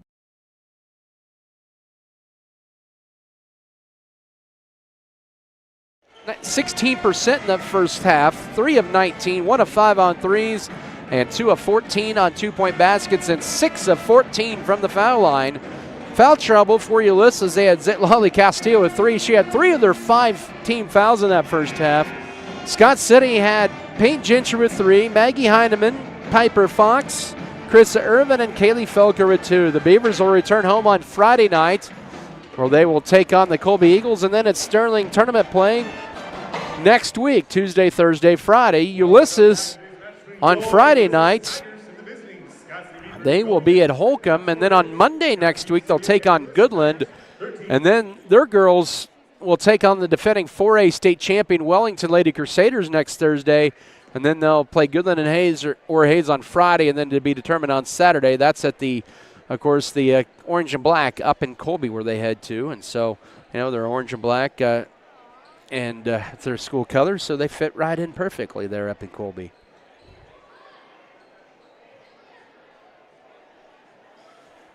Some other scores in the league that we do have: Holcomb all over Lake 32-11 at the break. Huguenin girls leading the Hooker Bulldogs 34-19 at the break. Trying to get a Colby Goodland score real quickly here before we start this second half. They're playing at the Max tonight. Let's see here. I don't need that one. Well, I may get one here, but anyways, that's irrelevant. Let's see. It'll be Ulysses Tiger basketball to begin the third quarter. Don't have a score update there for you on that one. Anyways, here we go. Third quarter officially underway. Scott City will have Chris Irvin, Valeria Castillo, Piper Fox, Kaylee Felker, and game clock did not run, so they only ran off a couple seconds. So I guess you can go down to 7:53 with 20 on the shot clock. So once again, it's for Scott City. It's Piper Fox, Valeria Castillo, Kaylee Felker, Krista Irvin, and Lily Leitner. Ulysses will start Zitlali Castillo, Isabella Alvarado, Yoselin Lerma, Isabella Sanchez, and Piper Schultz. So 28 to shoot. They run off an extra second, 7:52 here in the third. Ulysses looking to inbound it to avoid the 5 count. They almost throw it away. They get it into Piper Schultz. Maca stepping back, and now up top, turning down the 3. Scott City's in a 2-3 zone. Now right side over to Yoselin Lerma. Bounce pass up top, reeled in by Castillo. That's Zitlali Castillo guarding Valeria Castillo. 13 to shoot. They're working around left side. Ooh, that was almost a walk. And now in the paint, and the Lerma, she'll put it up, and that'll bounce in. Yoselin Lerma, their first field goal, she has 3, 38-15, 7:25 to go here in the third quarter. So Ulysses gets their opening possession late in the shot clock here to begin this second half. X side out, thrown away, late pass, and turnover number 9, trying to get it into Piper Fox underneath. Ulysses in the front court up top. Isabella Sanchez left corner to Piper Schultz. Up top now to Alvarado. Alvarado now to Yoselin Lerma, now throws it away, and Ulysses will have their 13th turnover. 7:01 to go, third stanza, just underway here in this third quarter. 38-15, Scott City with the lead in the ball back. So the teams have traded turnovers here. Up top, Valeria Castillo goes over right side to Chris Irvin. Now back to Castillo, goes left side to Kaylee Felker, holds it. Trying to dump underneath, but Ulysses in a 2-3 zone as well. 18 to shoot. Fox, short corner, underneath the Lily Leitner from Kaylee Felker, and Leitner has 10. She has a new career high, 40-15, 6:35 to go third quarter. That was a really well-executed offensive set for Scott City. Good passing, and it leads to a good shot. Driving in, here's Alvarado. There's Belly Alvarado with now 5, 40-17, 6:22 to go here in the third quarter. As Ulysses has hit their first 2 shots of the second half. They're going ice cold in the first half. Fox with it. And now she'll drive in. Her runner gets stripped and going up, and she'll get 2 free throws. Team foul number 1 on Ulysses in the third quarter. That'll be on Yoselin Lerma, her first. Team's first of the third quarter with 6:06. Fox at the line, her first trip there tonight, 62%. First trip since the first quarter for Scott City. And that one rims in and out. Last Tuesday, she had a series where she missed her first one but hit her second. Let's see if that holds true to form here tonight. 6:06 here in the third. It does. She has her 11th point. 2 Lady Beavers and make that 3 in double figures, 41-17. 2 minutes into this third quarter, driving in. Here's Lolly Castillo, misses it wide right, and the rebound goes to Valeria Castillo, her 3rd rebound of the night. 5:50, here in this third, is down the floor. It's with the Piper Fox. Flashing in was Felker, gets double teamed, gets harassed, but no foul. Now left baseline, Lily Leitner back round up top to Irvin. Drives to the right side, now right corner to Kaylee Felker. Felker trying to force it into traffic, and it's the 14th or 9th, make that 10th turnover on Scott City as Ulysses snuck underneath there to get the steal. This is a team that does have a lot of steals coming in. 5:25 to work third quarter. Schultz from 16 misses wide, and the rebound to Chris Irvin, who collects her 3rd board of the night. Scott City with a 24-point lead. A little sluggish to begin this third quarter. Now ball deflected up top. Castillo Irvin looking to add to her career high on the 3. Short, long rebound to Isabella Sanchez, her 2nd of the night. 5 minutes to go, third quarter, 41-17. Ulysses has actually outscored Scott City 4-3 here in the first 3 minutes of this second half. The Lady Beavers average 46 points a game. Ulysses at 35. And now here's a long 3, and that's good for Lolly Castillo. She has 7. 41-20, 4:44 to go third quarter. And Lady Beavers into the front court here. Chris Irvin now with the right side to Piper Fox. Fox looking to drive in, and she will. Skips it over left side. Now cutting as Kaylee Felker puts up the wild shot. Boy, they let that one play. So it'll be Tiger basketball. Justin Furrow, I'm kind of with them. Wanted a foul call, but they don't give it to him, and so Scott City brings in a trio of subs, Peyton Gentry, also Maggie Heineman and Cammie Winterlin. And Scott City without Payson Campbell tonight. 4:20 to work third quarter. Ulysses Zali Castillo in is Isabel Sanchez. Piper Schultz, ball deflected out. Is back in is also Jada Timms, a 5'5 sophomore. Ball is tipped out of bounds. It'll be Tiger ball with 24 to shoot. Scott City had a 25-point lead at the break. It's now down to 21. That 25-point mark is their largest of the game as we near the midway mark of this third period. 14 to shoot up top. Castillo launch another deep 3. That one just draws the iron and falls right in the lap of Chris Irvin. Midway mark third quarter. Scott City up by 21 with the ball. Here's Winterlin. Finds Peyton Gentry out high. Goes right side to Winterlin. Back up top. It'll go to Chris Irvin as Ulysses rotates her zone around left side. Heineman into Fox. Has great position. Goes up and scores it. She has 14. Make that 13. 43-26. 3:38 to go here in the third period. So Scott City gets a couple points back, and they have a chance to add their lead as it's thrown away. Lead pass down the floor to Peyton Gentry from Piper Fox. Leads it up, and she draws the hard foul, and 2 free throws coming up. A little extra contact afterward by Sanchez, who picked up her first foul, team 2nd of the period. But Gentry with 2 free throws coming up. Just 3 points for her, but she has 3 fouls. Coming in, she is 59% of the line and switches home the first to make it 44-20. 3:28 to go third quarter in as Yearlyn Molina for Ulysses. Scott City brings back in Valeria Castillo for Chris Irvin. Out is Sanchez for Ulysses. And now in for the first time is Kinley Hickey. After Gentry hits that free throw, she'll exit. Hickey, the 5'3 freshman. 45-20, back to a 25-point margin for Scott City as they'll have the last 4 points of the ball game. 3:20, third quarter. With it up top, Erin Molina driving right side on Maggie Heineman. They're going to get Heineman with the push. I believe that's her third. Let's see from the official here. Fouls on number 5. Yep, it is her third. Team first of the third quarter with 3:16 to go. Inbound in. Now they get a screen for Castile for right corner three. Barely draws iron and right in the hands of Cami Winterland, who has her fourth board of the night. Approaching 3 to go third quarter. Kinley Hickey to bring in the front court. 25-point Scott City lead.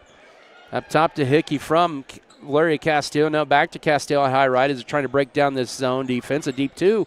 Too strong. Rebound wrestled away by Isabella Alvarado. And she'll try to take it coast to coast. Now flips it right wing to Molina. Behind her now, back up top. Here's Zetlali Castillo. She'll drive in strong to the rack and lay it up. Misses it. And the rebound, Kinley Hickey underneath, and then she gets hacked. I believe that's going to be the fourth foul on Zetlali Castillo, and it is. But 2:39 to go third quarter. Yaslin Lerma, Isabel Sanchez in for Ulysses. Lily Leitner and Kaylee Felker in for the Lady Beavers. Up by 25, matching their largest margin of the game. 2:35 here in the third stanza. Working around right side to Cami Winterland.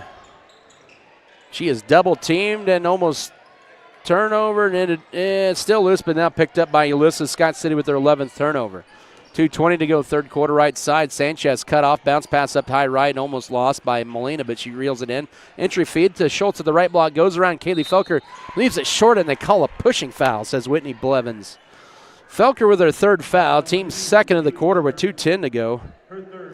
And 2 free throws for Piper Schultz, still looking for her first points of the night. She's one of their better free throw shooters at 77%.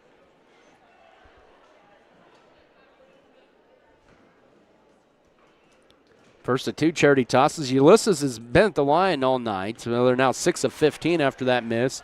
Scott City 3 of 4 in this third quarter, 7 of 8 for the night. And lead it by 25 late third. Second free throw is good. She has her first point, 45-21. A trio subs in for Scott City with 2:10 to go. Get Piper Fox, Peyton Gentry, and Krista Irvin. Out will be Kinley Hickey, Kaylee Felker, and also Cami Winterland as we approach the 2-minute mark of this third quarter. Scott City up by 24. They've led by 25 on 3 occasions. Piper Fox will drive the left baseline. She gets fouled. And that'll be team foul number 4 on Ulysses. That'll be the second on Yaslin Lerma. So Ulysses, who only had 5 fouls in the first half, has picked up 4 by themselves here in the third quarter, at a new 35, with the second under 2 minutes to go third quarter. Inbound into Fox, now to Peyton Gentry. Goes around and flips it over to her right to Chris Irvin. Bounce pass, right baseline down to Leitner, who has a career high. Irvin. Now Fox, she'll try for a 3. No. Rebound, Valeria Castillo on the backside.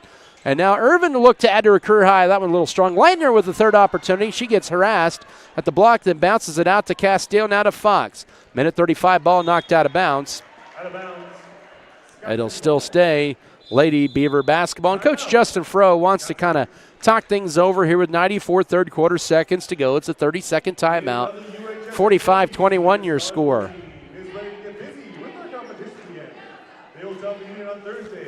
Basketball tonight presented here by Scott City Pharmacy, Giftologist, Scott City Ice Center, Rotomix, Iron Insurance Partners, also Richards Financial Services, Our Brothers Auto Body Mechanic, Protect Spraying Service, Precision Ag and Seed, and Pokey Feeders. We also want to thank JNR Car and Truck Center for providing transportation here to Ulysses. You can view their new and pre-owned inventory in their lot at JNR Car and Truck Center in Scott City, also online at jrcartruck.com. Adam Kadavy with you here from Ulysses. Scott City up by 24 here. It's been kind of a quiet third quarter. Ulysses has actually outscored Scott City 8-7 in this third period. It's 45-21 on the scoreboard. And the Lady Beavers to inbound it in with 29 to shoot. Both teams have used a couple of timeouts in this game. So it's Castillo to do the honors out of the timeout. Oh, looked right wing to Irvin for a three. Bounces off. Rebound. Fox had it and then tried to, they're going to say last touch by Ulysses out of that mass of humanity. So it'll be Scott City's ball with 32 to shoot. 1:27 on the game clock and another opportunity for Scott City trying to add to this lead. They get it into Leitner, who gets it in for a 12-point, 47-21, 121 here in the third frame. Scott City now with their largest lead at 26. There's Billy Alvarado. Now goes left with the pass, dumps it in, but deflected, picked back up by Jada Timms, and she hits the deck. We're going to get a, nope, Piper Schultz now it's loose. She throws it away. Ulysses with their 15th turnover. Chris Irvin, spin move out high. Pulls it back out. 55 seconds to work third quarter. They go right side with pass.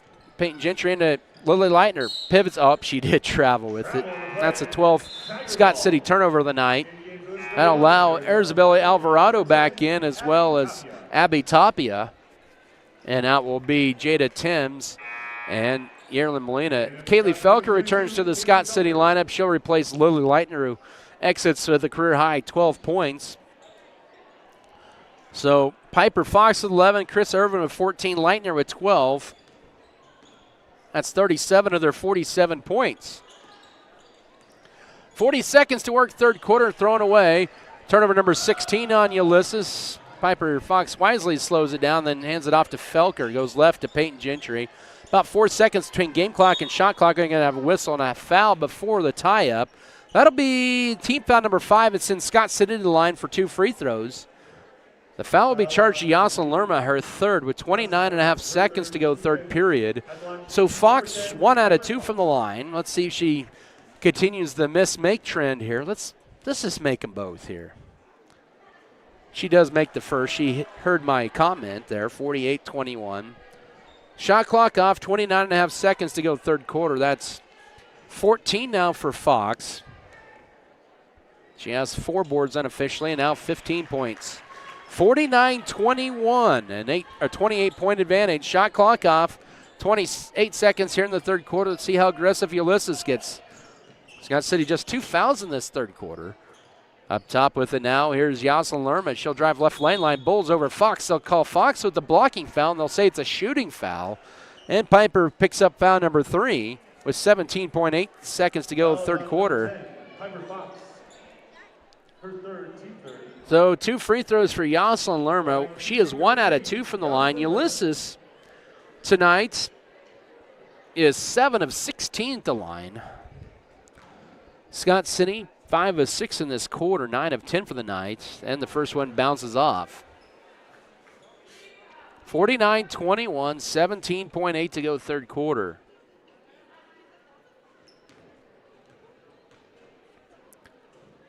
Second charity toss is good. There would have been a lane violation on Scott City, so it's 49-22, 16 seconds to go third quarter. Lady Beavers can go for the final shot if they do so, or decide to do so here in the third. Irvin will drive in. She'll have a runner up, banks it wide right, but right there is Peyton Gentry. Can't get the follow, and the rebound into the hands of Piper Schultz. With 2 seconds, 1 second, Ulysses did not see the clock, and that's the end of your third quarter. Lady Beavers with a 27-point lead, hitting in the fourth at 49-22. Back in a minute. This is Beaver basketball.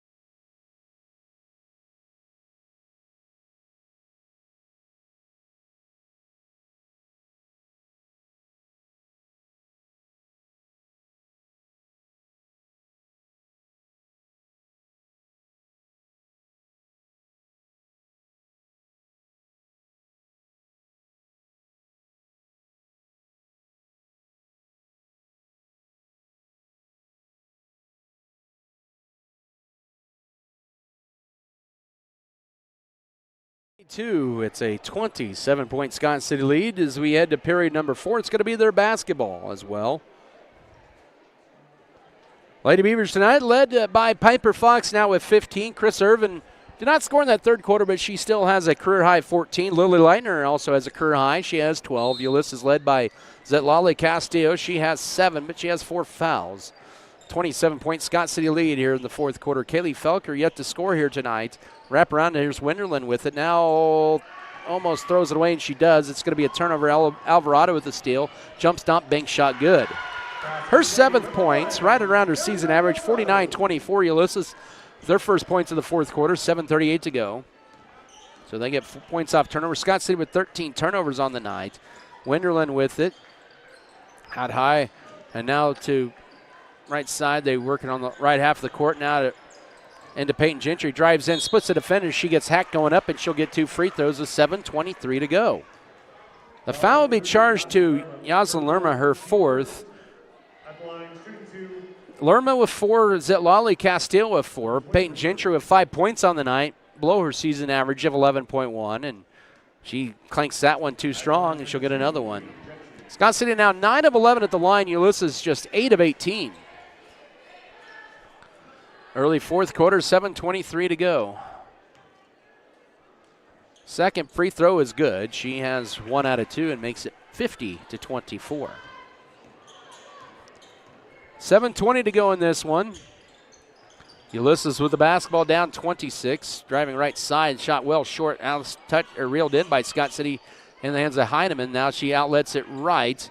I believe that's put up by Schultz. Felker credited with her 2nd board of the night. And now right corner, that's to Winterland, who almost lost it, almost double dribbled, trapped and throws it away. Ulysses forced Scott City in their 14th turnover. That's then the tough part of the night for Scott City. That layup misses, but rebound out high, tracked down by Lerma, and they have another crack at it, but Ulysses will throw it away. 6:46 to go. Ulysses will bring in Yerilyn Molina, Kinley Hickey, and Lily Leitner in for Scott City.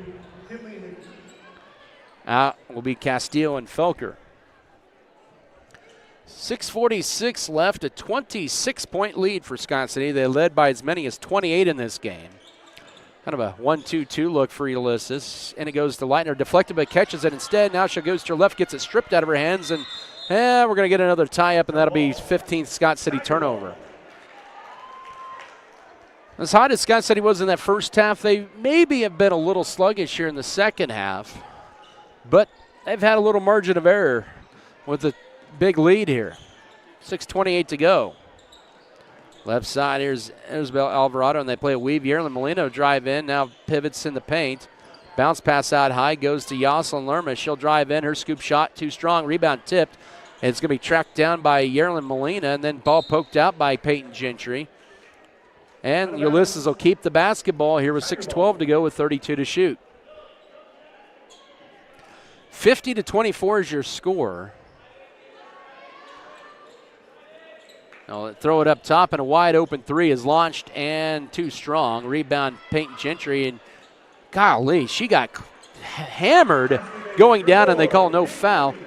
And Molina makes it 50-26. Good grief. 2 minutes into this fourth quarter, and I mean, I understand letting him play a little bit, but that was a little much there. And it goes to Lily Leitner. She drives in. Her pull up in the paint off to the right. Got her on rebound. Goes down with it. And then flips it out to Kinley Hickey. Almost loses it.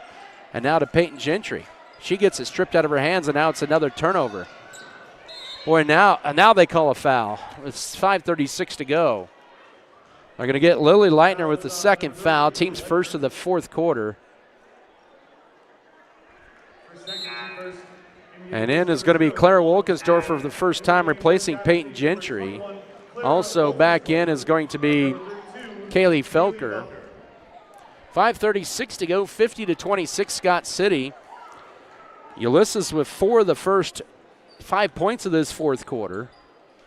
Right side, Yerilyn Molina with it. She'll put it on the floor, will drive in and lay it up and score it. She has the last 4, 50-28, 5:22 to go, and all of a sudden they're back to within 22. Out high to Wolkensdorfer with it. Gets around a screen out high, almost walked with it. Now Winterland into Felker. Felker triple teamed. Now goes right side to Heineman, up top to Wolkenstorfer. Almost thought about the three, but quickly guarded now to Hickey with 15 to shoot. Back to Wolkenstorfer, goes right corner to Heineman. She'll launch a three. No. Rebound backside to Molina. 50-28, 5:55 to go. Ulysses making a little run here with most of the reserves in for Scott City. Pull up for Schultz, and it's good. 50-30, 4:45 to go. Schultz with the first field goal. She has 3. 50-30, 4:35 to go. Now Winterland out high to Hickey, high right. Scott City has not had a field goal here in a long time. Have to go back to 5 minutes, and they'll turn the ball over for the 17th time. They have now as many turnovers as Ulysses, and a transition layup short rebound. Last touch by Scott City, they'll say. And back in will be Isabella Sanchez. Putting that one up was Zetlali Castillo. As Piper Fox and Chris Irvin will be back in the lineup. That'll be Wolkenstorfer as well as Maggie Heineman. 4:20 to go. It's a 20-point Scott City lead at 50-30. Bounce pass in the left corner to Erzbilly Alvarado, and now out high. They get a screen for Zetlali Castillo, back to Sanchez, and now to Molina. Midway mark of this fourth quarter. Castillo will launch a three and bury it. She has 10. It's 50-33. Ulysses burns the time out with 4:06 to go. Let's take a 1-minute break. Ulysses is on a 9-0 run. Back in a minute. This is Scott City basketball.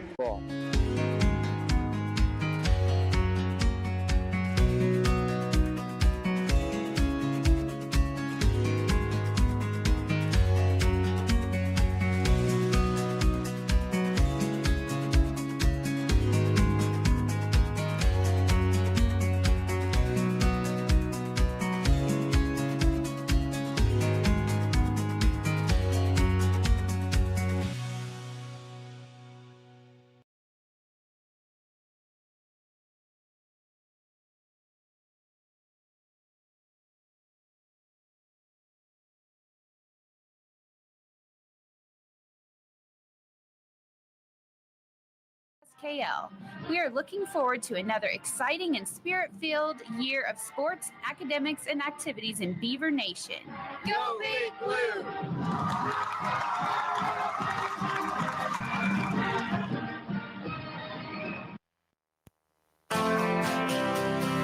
Ulysses is on an 11-1 run here in this fourth quarter. Scott City has not had a field goal this period. Now they get in transition to Castillo. Misses the runner, rebound, and we're going to get a tie-up. It'll be Scott City's ball in the possession arrow. So 3:57 to go. Ulysses is on an 11-1 run in this fourth quarter, and they have pulled to within 17. As they'll bring back in Devani Vitolis and to replace Yerlin Molina. So 27 to shoot, 3:57 to go in the game. 50-33 is your score. Ulysses down to 2 timeouts left into Fox, and she draws the foul. That'll be team foul number 2 on Ulysses this period. And they're going to get Devani Vitolis with her first. Fox with the team high 15 tonight. Scott City has not had a field goal since the 1:21 mark of the third quarter. And they leave that free throw short. Fox now 3 of 5 at the line. Scott City now 10 of 13 in the ball game. Ulysses 8 of 18. Second free throw, good. She has 16, a game high, 51-33, 3:54 to go. Ulysses with the basketball. Zetlali Castillo has 10 of their 33 points. Now left side driving in. Here's Alvarado to take it to the rack. Misses it, and the rebound backside to Peyton Gentry for a 5th board of the night. She's a little pressure in the backcourt. Now she'll weave her way into the front court with a pass to Chris Irvin. Ball deflected and another turnover. 18th turnover, and they now have more turnovers than Ulysses. Piper Schultz will take it all the way and almost walked with it.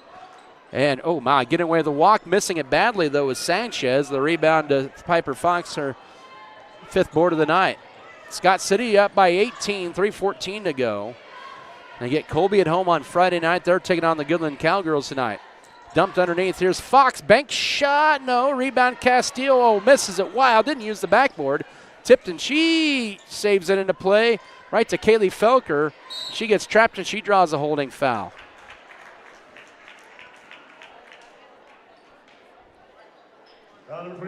That's on Devani Vitolis, her second. Team's 3rd of the fourth quarter, 2:57 to go.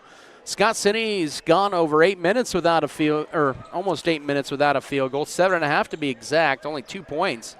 And to Fox, she'll go to her left, and she'll draw the foul, and she'll have 2 more free throws.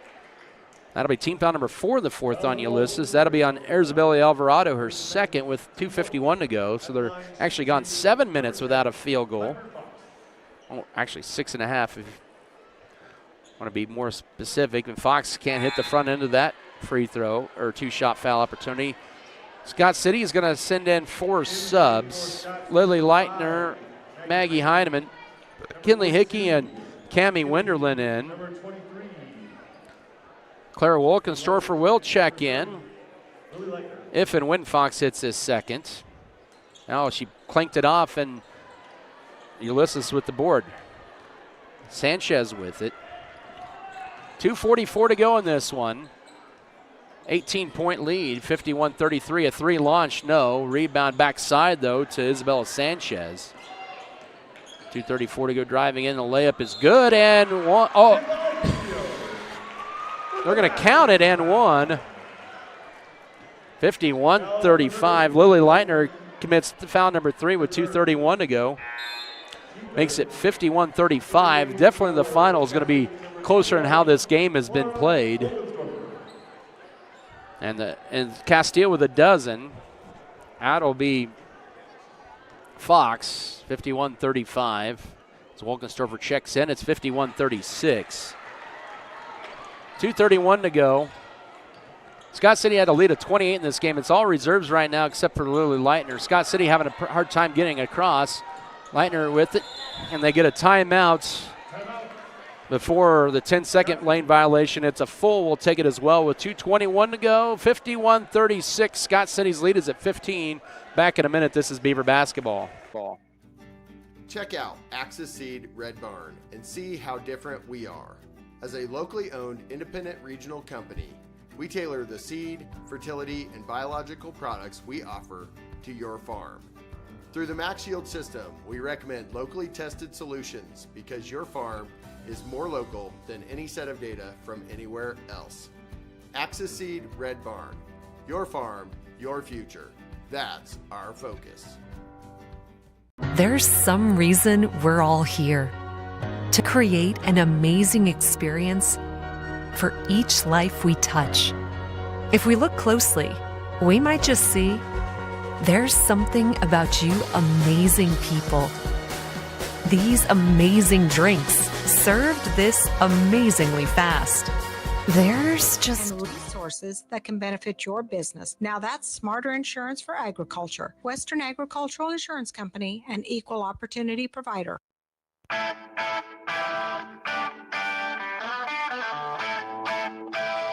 Back here in Ulysses, 2:21 to go. Ball knocked out of bounds by Ulysses. It remains 51-36. By the way, the Colby Goodland score is 22-20. Colby with 37 seconds to go. And now ball poked out of bounds, 21 to shoot. 2:16 left in this one, 51-36. Ulysses is on a 14-2 run in the fourth quarter. They get it into Maggie Heineman, now finds Cammie Wenderlin. Bounce pass a little wide and thrown away. Good idea, but not a good execution. Turnover with 2:13 to go.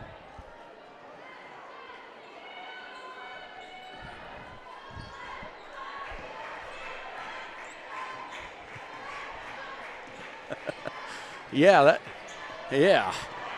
And the layup is good on the other end for Alvarado, and Ulysses is back to within 13 with 2 minutes to go, 51-38. Scott City in transition here is Lily Leitner. Can't get the lid off the basket, gets her own rebound. Follow no, last touch by Ulysses. They'll say Scott City ball. And is going to be in Brooke Coe for the first time. She'll replace Kinley Hickey. 35 to shoot, 1:49 to go. Inbound in, deflected, and a turnover, the 20th of the night. Here's Zitlali Castile, lays it up and scores it through some contact. And it's 51-40 with 1:40 to go. I think we got a timeout on the floor. This has been an 18-2 run in the fourth quarter by Ulysses. And Krista Irvin will check back in. And as will Kaylee Felker, as Ulysses is going to apply some full court pressure.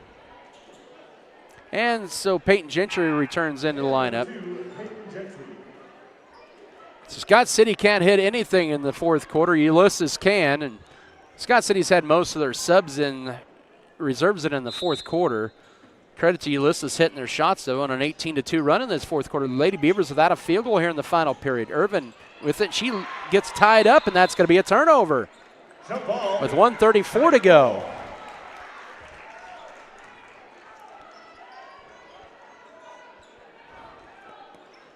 This is getting a little interesting. 51-40. Ulysses still with a chance here. And it was 49-22 going in the fourth quarter. 25 to shoot. Now left side to Piper Schultz. Pivoting is Devani Vitolis, and now Ulysses is going to lose it out of bounds. That'll be their 18th turnover of the night as Piper Fox returns for Maggie Heineman. And now Lady Beavers with Ulysses making their 18-2 run in this fourth quarter have forced Scott City to put the starters back in with 76 seconds to go. Inbound and knocked out of bounds.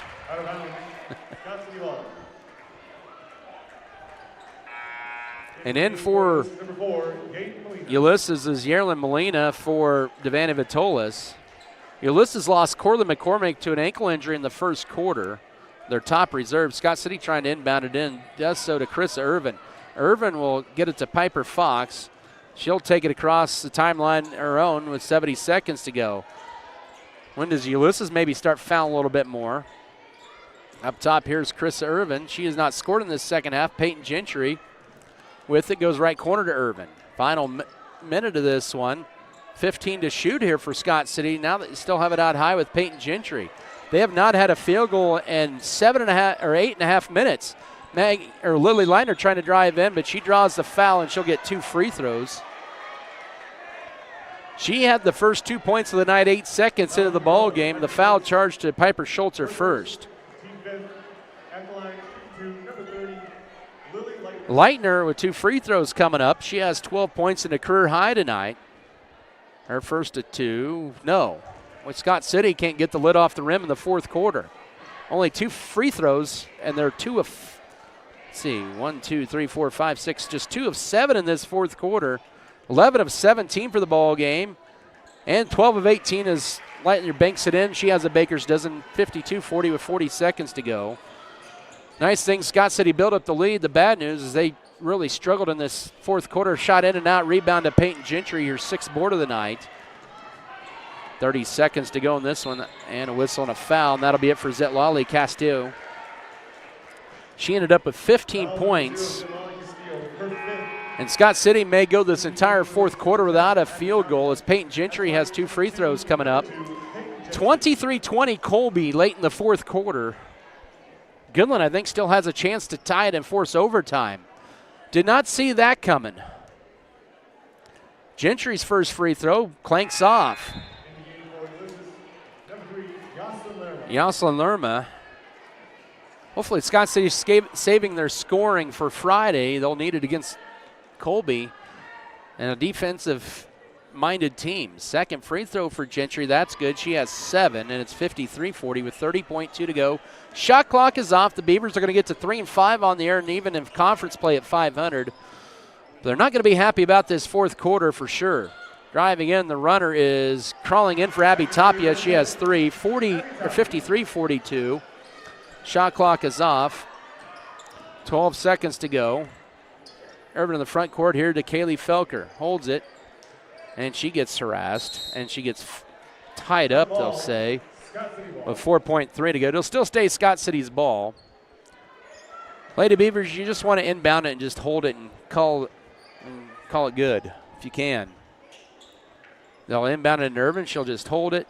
Ulysses will try to foul, but that's going to be it. Lady Beavers go the last 9 minutes and 21 seconds without a field goal, but they did enough. They were outscored 20-4 in the fourth quarter, but hang on for the 53-42 win. Post-game show to begin in 3 minutes. This is Scott City Basketball. As your local community foundation, we are dedicated to preserving local wealth so the communities in and around Scott County will forever remain an attractive place to live, work, and raise a family. We respond to the needs of our community through grant making, scholarships, and other special projects. Visit us online at scottcf.org.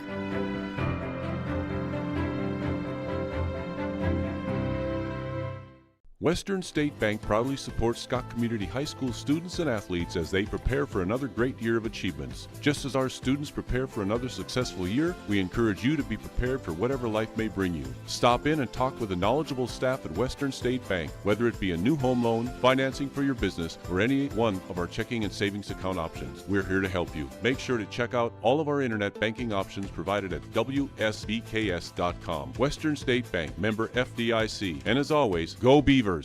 Trust is built one season at a time. From the first seed in the spring to the long days of summer and the final push of harvest, every acre we manage, every partnership we honor, grounded in one simple promise: do what's right for the land and the people who depend on it. VFF. Many families, one farm.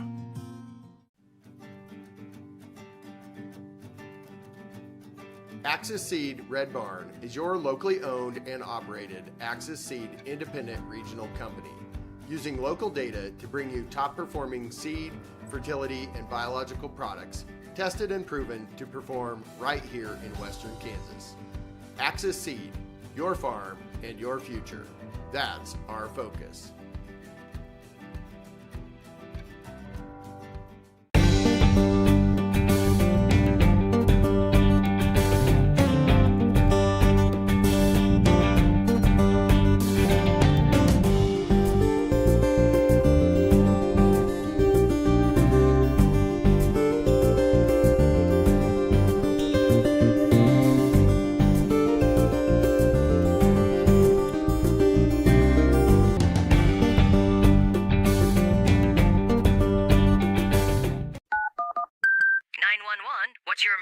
This is Circle C Farms, and we got a major situation. Farmers are getting more than just high-quality seeds with Beck's hybrids. There are commitment rewards. Sir, slow down. Is anyone in danger? Only if they miss out on early order and quantity discounts and flexible low-rate financing options. Sir, that's not exactly an emergency. Are you kidding? Around here, that's big news. Well, sounds like you're not just planting seed, you're planting a future. Circle C Farms and Beck Seeds. More than seed. It's family and growing your future. The dedicated team at Norder Supply is passionate about assisting our customers in achieving maximum net return per acre. That is how we define our success. Through unparalleled agronomic advice and best-in-class customer service, you can depend on us to do what is best for your operation. Ask them today about their spot-on service and how it can fill your needs. Norder Supply. Plain talk, exceptional results. 28-point lead, 49-21, late third quarter. But Ulysses would score 20 points in the fourth quarter. Lady Beavers had a lot of reserves for most of the quarter, but were forced to bring in their subs late after Ulysses had it to within 12, now then 11 at the end, 53-42. Scott City wins it. Ulysses would outscore Scott City 20-4 in the fourth quarter.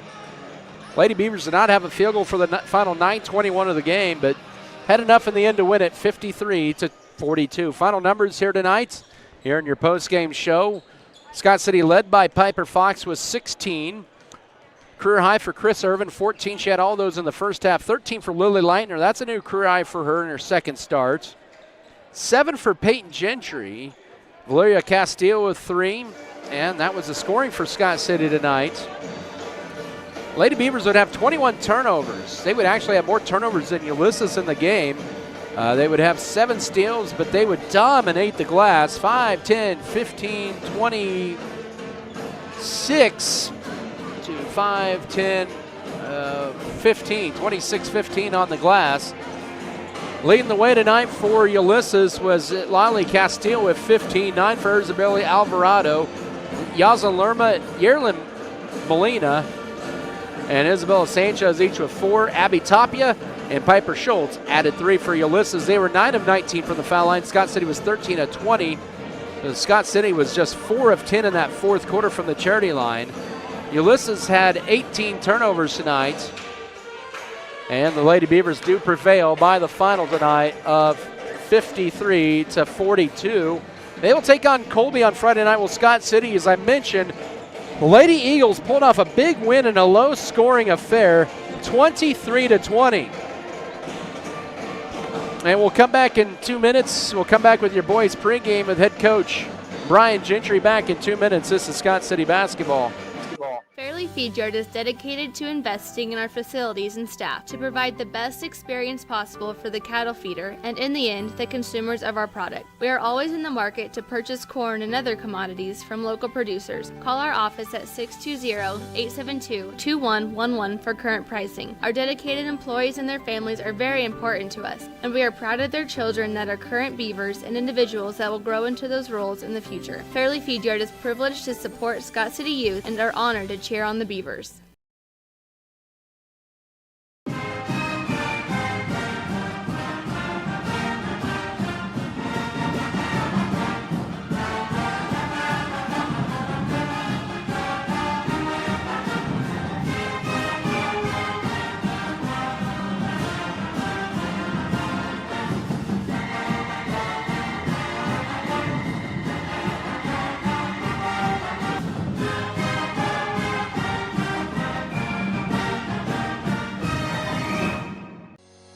Great Western Tire of Scott City is available for tire repair and replacement, oil changes, tire rotation, balancing, alignment, and bulk fuel delivery to keep your equipment going. They also offer 24-hour emergency service calls. Deckmart Furniture and Appliances. At Deckmart, they offer a variety of quality furniture, including sofas, recliners, lift chairs, dining sets, bars, bar stools, mattresses, and more. They carry GE and Speed Queen appliances and are happy to quickly service what they sell with a local repairman. Great Western Tire and Deckmart Furniture and Appliances. Small-time friendliness with big city service and quality.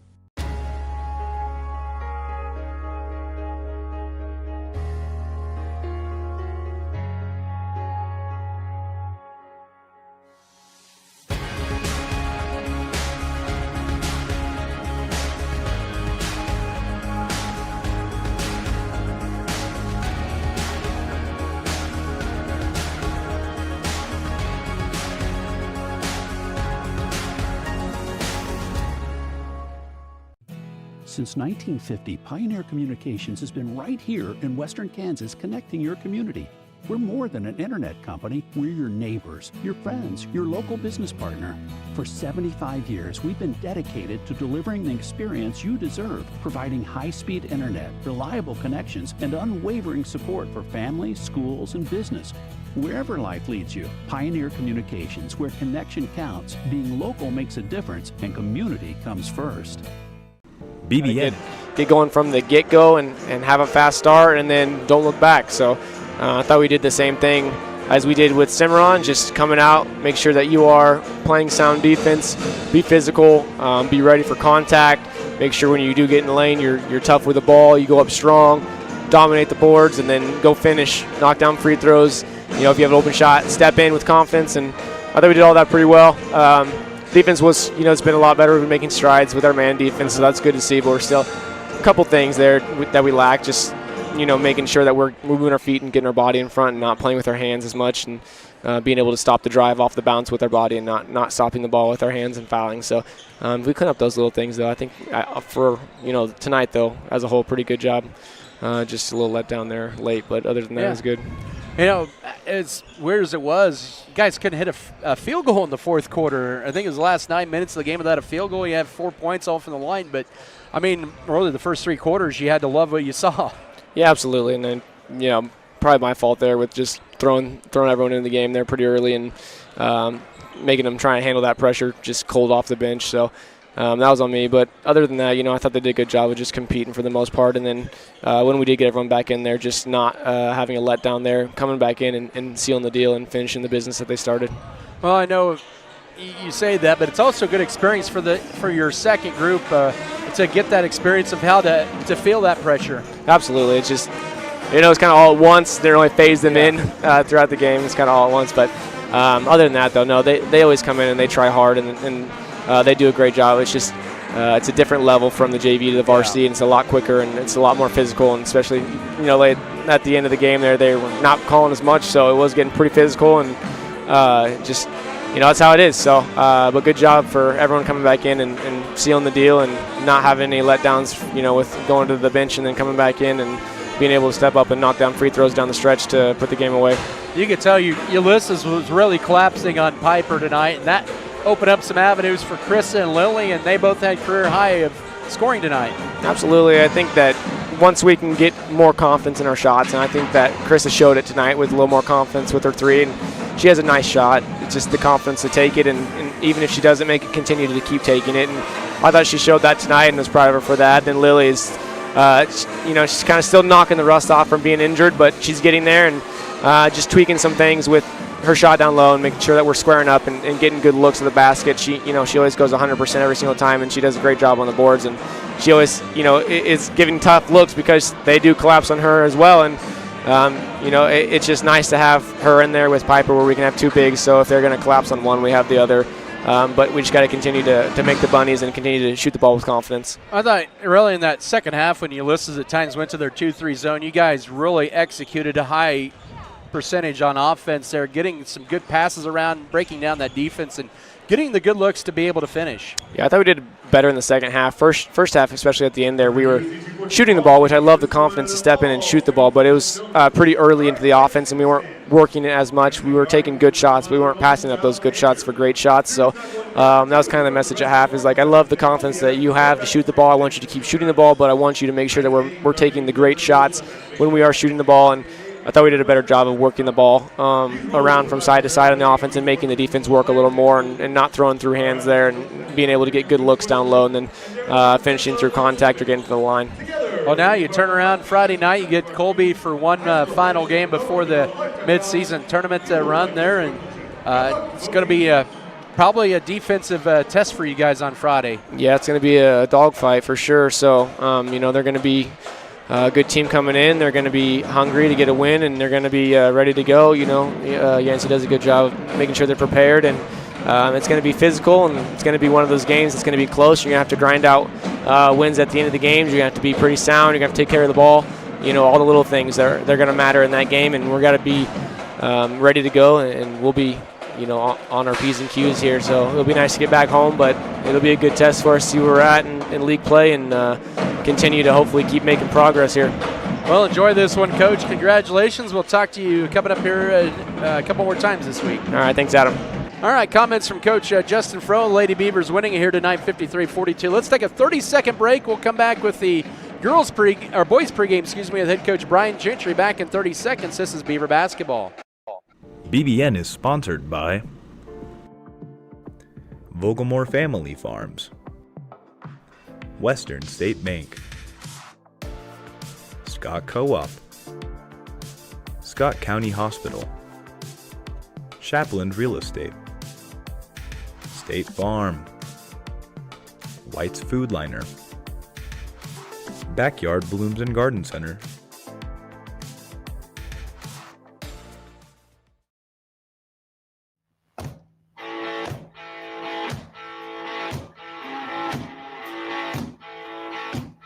Welcome back to Ulysses. Adam Cadavy with you on Mix 94.5. Your pregame interview brought to you by Farm Bureau Financial Services with Hugh and Berta Benz in Scott City and Leota. I'm joined here with Coach Brian Gentry here in the pregame. Coach, thanks for joining me here this evening. Well, this is the time where we talk about a game from on Friday night, but Mother Nature had other intentions, and it's been a week since you guys have played, but now getting ready, kind of focusing on a league school in Ulysses. What have you guys been able to do over the last week or so to get ready for Ulysses here tonight? A lot of the times, it's kind of spent on trying to clean up our defense. I think our guys really get after it, but we're still allowing too many points. We got to do a better job of really helping on the dribble drive. We got to make sure we're playing in our gaps because Ulysses tonight's going to, really try to, drive the ball hard into the middle of the paint, and they've got guards that can do that. So we've got to be locked in defensively. We've got to be, ready to help, but also understand that we don't need to go pick these guys up at half court and try to, battle them one-on-one from 45 feet away. We need to play solid defense around the three-point line, eliminate the back cuts, and, just do a good job of team defense and, making sure we allow them to only one shot so we can get out and run. Take a look at kind of last week, a win over Cimarron, win by 9 points there, and the Blue Jays were a team that just wouldn't go away. But is it kind of part of that, just kind of that mental mindset of trying to get that dagger in a little earlier? It's always different with that group. They kind of get us to play a little bit chaotic, and they do a good job of it. They never quit. They're coached well, and they do things that are kind of unorthodox as far as their offense, and you got to chase forever, it seems like. So if you're not in good positioning, they do get some good looks, and we weren't able to to put them away because we just kept missing so many close ones. I thought we got down there and took really good shots. We just didn't make them, and that's going to happen. But the good thing is we were able to win a game that got a little close for a while.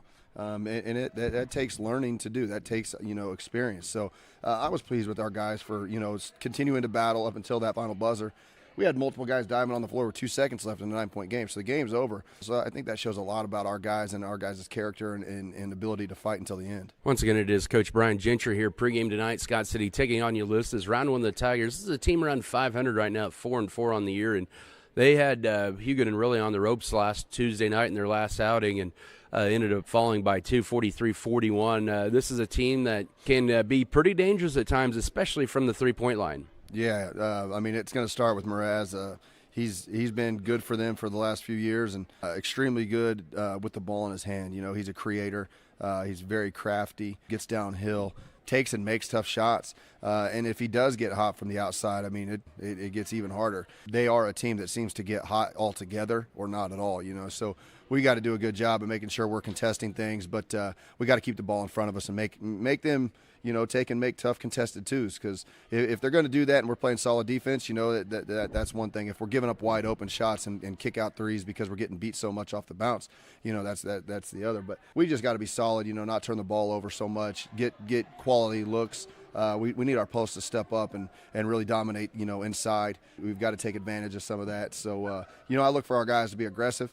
We just got to be smart with it. Should be a good one here. It's round one in Scott City and Ulysses here tonight. Coach Brian Gentry joining me here pregame. Coach, thank you for the time as always, and good luck to you guys. All right, thanks, Adam. That was Scott City Beaver coach Brian Gentry. Your pregame interview brought to you by Farm Bureau Financial Services with Hugh and Berta Benz in Scott City and Leota. More to come in your pregame show. We'll have a breakdown of the matchup. Also bring you starters, keys to the game, and the tip-off after this timeout. This is Scott City Beaver basketball.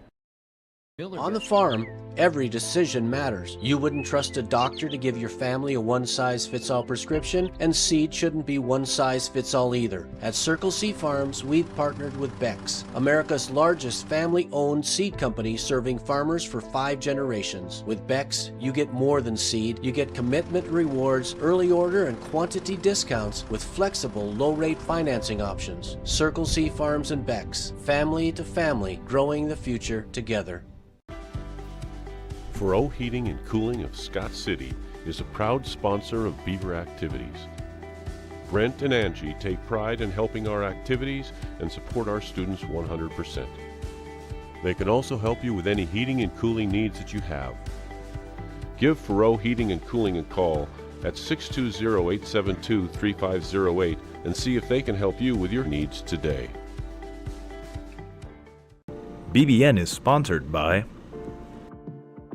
Circle C Farms, Iron Insurance Partners, David Post, Norder Supply, R Brothers Auto Body and Mechanic, Scott City Eye Center, R6 Ag, Farm Bureau Financial Services, Scooters Coffee, The Cottages at Garden City. Let me help you find today.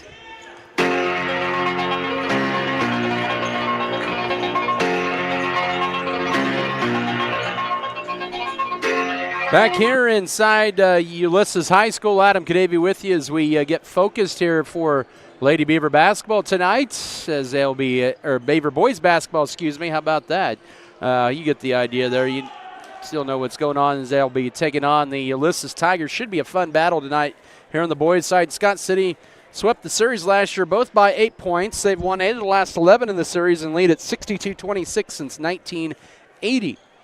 The last Ulysses win was right on this court 2 years ago before the sanded floor and the new look on the floor. They won 45-41 over Scott City. But this year the Beavers led by Junior Mesa 15.6, Avery Radke 14.6 points per ball game and averaging 57 points a game. On the other side, Ulysses led in scoring by the senior Julian Mraz with 13 points. They're pretty balanced, 11 for Parker Browning and 8.3 for Stryker Berglund, usually off the bench for the Tigers. As they're going to... This week is NFHS KSHSAA Winter Officials Appreciation Week. It's Winter Officials Appreciation Week, and so they're going to recognize the officials here. The coaches get to go stand with the officials on the courts, even after the game and before the game. So, but no, we do appreciate all the officials do here. And we may not agree with all the calls, but you know what? They do their best, and we do appreciate what all officials do. And it's not easy at times to make some calls out there, but we do appreciate them as they get recognized here in the pregame. As Scott City and Ulysses set to do battle. The Tigers are 4-4 on the year, 1-2 in conference play. We're going to take another timeout of 90 seconds. This is Beaver Basketball. Great things are happening at Scott County Hospital. Our team now includes 5 family physicians and 9 advanced practitioners, ready to care for you and your family right here in Southwest Kansas. We're taking new patients, including OB care, and we're here for every stage of life, from welcoming your newest addition to supporting you as you age. Professional, friendly, and close to home. Call Scott County Clinic today. Scott County Hospital, caring for our community because we're part of it.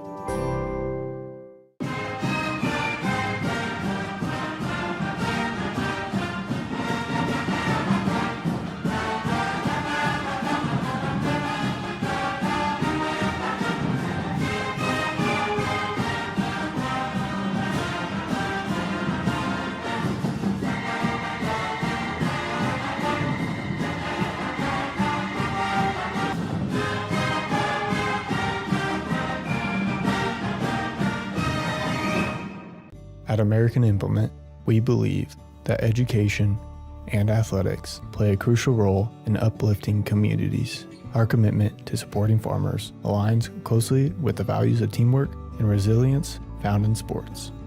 By investing in local initiatives, we enhance individual lives and strengthen community bonds for a brighter future.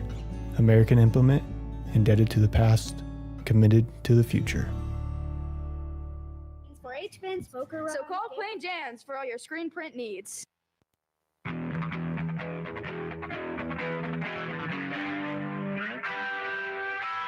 All right, we are back here at Ulysses. We're going to get things going here.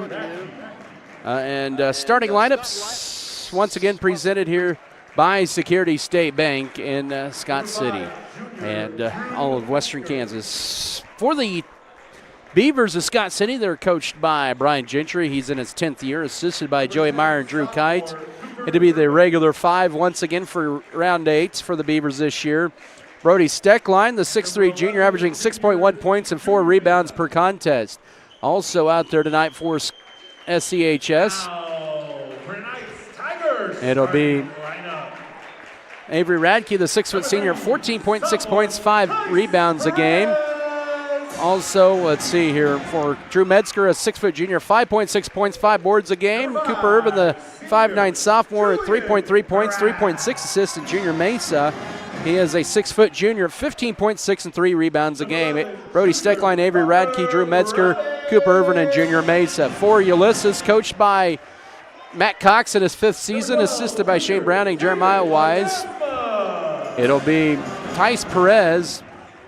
He is a 6'3 sophomore, averaging 4.3 points, 6.8 boards a game. Julian Mraz, a 5'9 senior, 13 points and 2 rebounds a game. Parker Browning, he is a 6' junior, 5.8 points and 3.4 rebounds a game. Caden Ledesma, the 6'1 junior, 11 points and 5 boards a game. Luis Contreras, 6'4 sophomore, 8.6 points and 5.5 boards a game. Tice Perez, Julian Mraz, Parker Browning, Caden Ledesma, and Luis Contreras, your starters tonight for Scott City. The keys of the game tonight, presented by State Farm agent Michael Trout. Keys tonight here for Scott City. I think the first big key is they've got to execute down in the paint. They left too many points off the board the other night against Cimarron. Second key for Scott City, you've got to keep Ulysses in front of you. They'll drive in and guard the perimeter. Those are your keys to the game. Scott City tonight, the Beavers wearing those road navy blue uniforms with the lighter blue numbers and letters. Ulysses in the home white tops with the black numbers and letters and the orange and white trim. Brody Steckline, Luis Contreras tipping center. And the ball tap is won by Ulysses. We're underway. Mraz going immediately into Mesa. Hits the side of the backboard, but the rebound and follow for Luis Contreras. And it's 2-0 for Ulysses. 10 seconds into this ball game. And Scott City has their first possession with Junior Mesa. Correction, that was Perez who tipped that shot, not Mraz. Now up top, here's Metzger, and the bounce pass to Steckline as he gets fouled, gets pushed. The foul on Tice Perez is first. The ball game's first foul was 7:34. Whitney Blevins, James Finn, and also Corey Williams, your officials for tonight's contest. New 35 for Scott City. First possession, down 2-0. Up top, Metzger goes right side as Ulysses open up in a man defense. Irvin trying to drive in, spin move. Now it goes to Mesa, cutting the basket, and can't get the shot to go, and the rebound to Tice Perez. Did everything right, but finish it. And here comes the Tigers with the ball up 2-0. Driving in, here's Mraz. Ball thrown away in the steal. First turnover in Ulysses. 3-on-3, 4-on-3 numbers. Metzger loses the dribble, gets it stripped, picked up by Irvin. And he gets tied up right where the student section is. We couldn't see it. It's going to stay Scott City basketball at the 7:02 mark of the first frame. 2-0 Ulysses. Scott City with the ball to inbound it in. Mesa to trigger it in underneath the basket. They'll lob it up top to Steckline. Steckline goes his right, flips it to Irvin, and now up top to Metzger. He's looking to penetrate now to Mesa from long range. Yes! Mesa was 3 or 4 feet behind the three-point arc, and Scott City has an early 3-2 lead. 6:48 to go first quarter. That was his 19th three of the year. Layup on the other end, no. But the rebound to Perez, no. And the rebound in the hands of Metzger. Scott City with an early 3-2 lead in the ball back. 6:30 to go first frame. Up top with it is Cooper. Irvin swings it over left to Drew Metzger. Metzger back up top to Irvin, 20 to shoot. Back to Metzger, left wing, up top to Irvin, now to Avery Radke. Cutting the foul line, now left elbow, Steckline drives in, lays it up, too strong, rebound tipped in the Mesa. His shot sneaks in. He has all 5 of Scott City's points. 5-2 your score.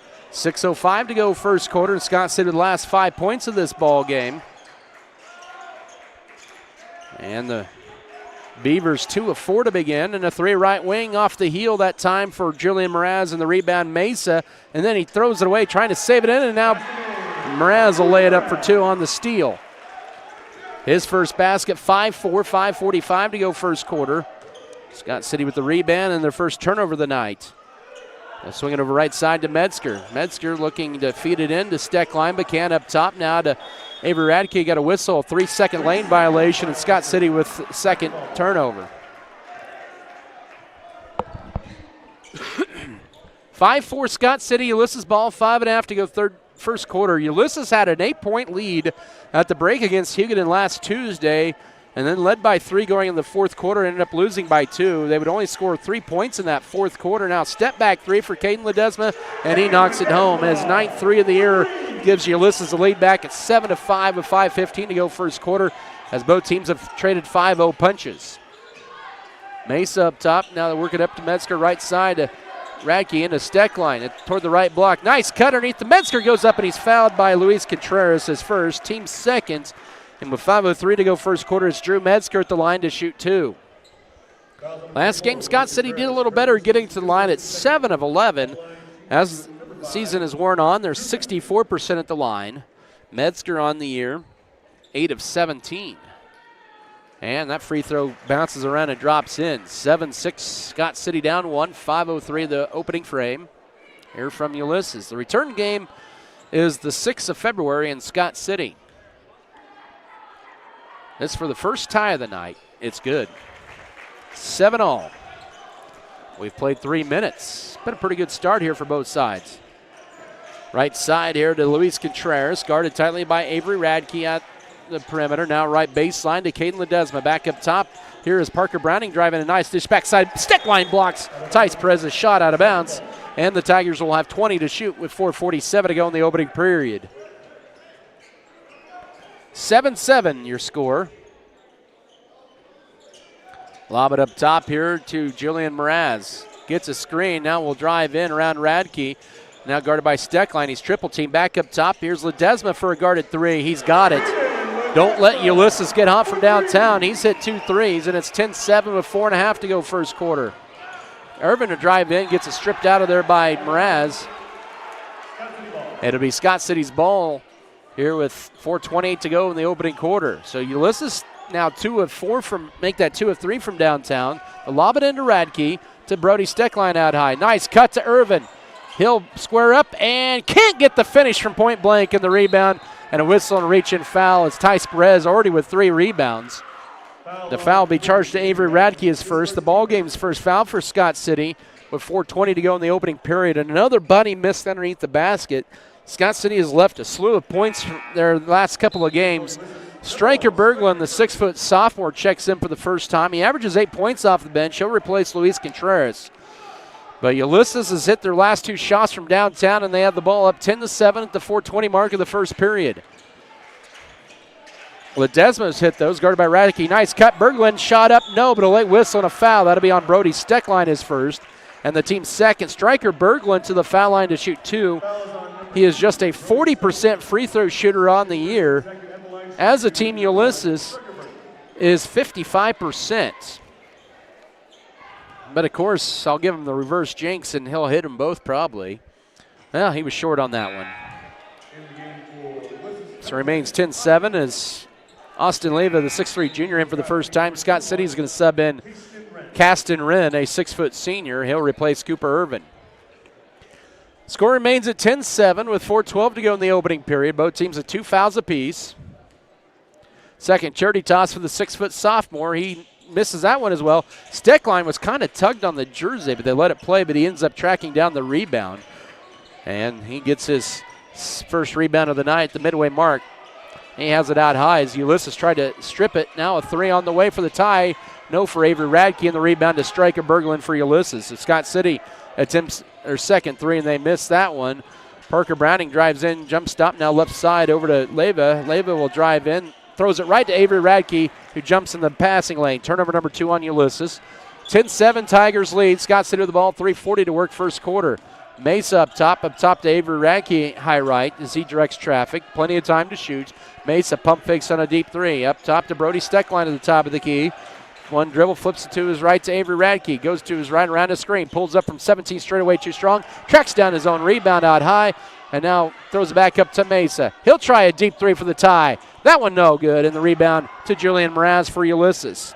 Scott City goes empty on that possession, and Ulysses in transition gets a layup from Parker Browning. 12-7, 3:05 to go first quarter.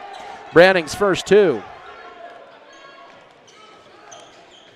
Scott City 1 of 4 from downtown in the opening period, and they have a 5-point deficit. Ulysses is on a 10-2 run over the last 3 minutes. Steckline cannot end that run, and the rebound goes to Ulysses. Driving right sideline, Mraz. He'll penetrate, stops in the paint, out high. Pumping fake is Browning on the 3 attempt. But Ulysses is out rebounding Scott City 7 of 6 here in the first quarter. Brian Gentry will send in Ethan Froh next dead ball. Here's a 3 short for Berglund, and Metzger's just going to let that one roll, bounce out of bounds. Also in there is Mickey Gossman, the 6'4 junior. As Ulysses will bring in Tice Perez and Luis Contreras. Out is Drew Metzger and Brody Steckline here with 2:30 to go first quarter. Scott City on a 3.5-minute field goal drought. They haven't scored in 2.5 minutes. They trail here 12-7. Ulysses on a 10-2 run over the last 3 minutes. Thanks to a couple of 3s as well. Ethan Froh out high with it. Holds it. Now we'll back up top to Avery Radke to Froh. Mickey Gossman. He'll drive right side. Puts on the floor. Pivots in the paint. Ball deflected up top. 2:07 to go in the first quarter. And it goes Gossman dribbles on the floor. It's stripped and stolen away, and Ulysses forces the Beavers into their third turnover. One thing you can do is put the ball low with the with the smaller Tigers at times, but Mraz loses the dribble and Fro right there to get the steal, and both teams now with 3 turnovers.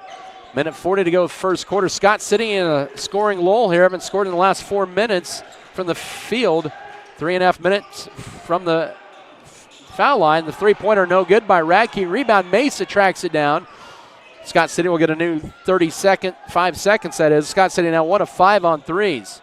Back to Mesa, 25 to shoot, 1:20 to go first quarter. The Beavers down 5 of the ball, 12-7.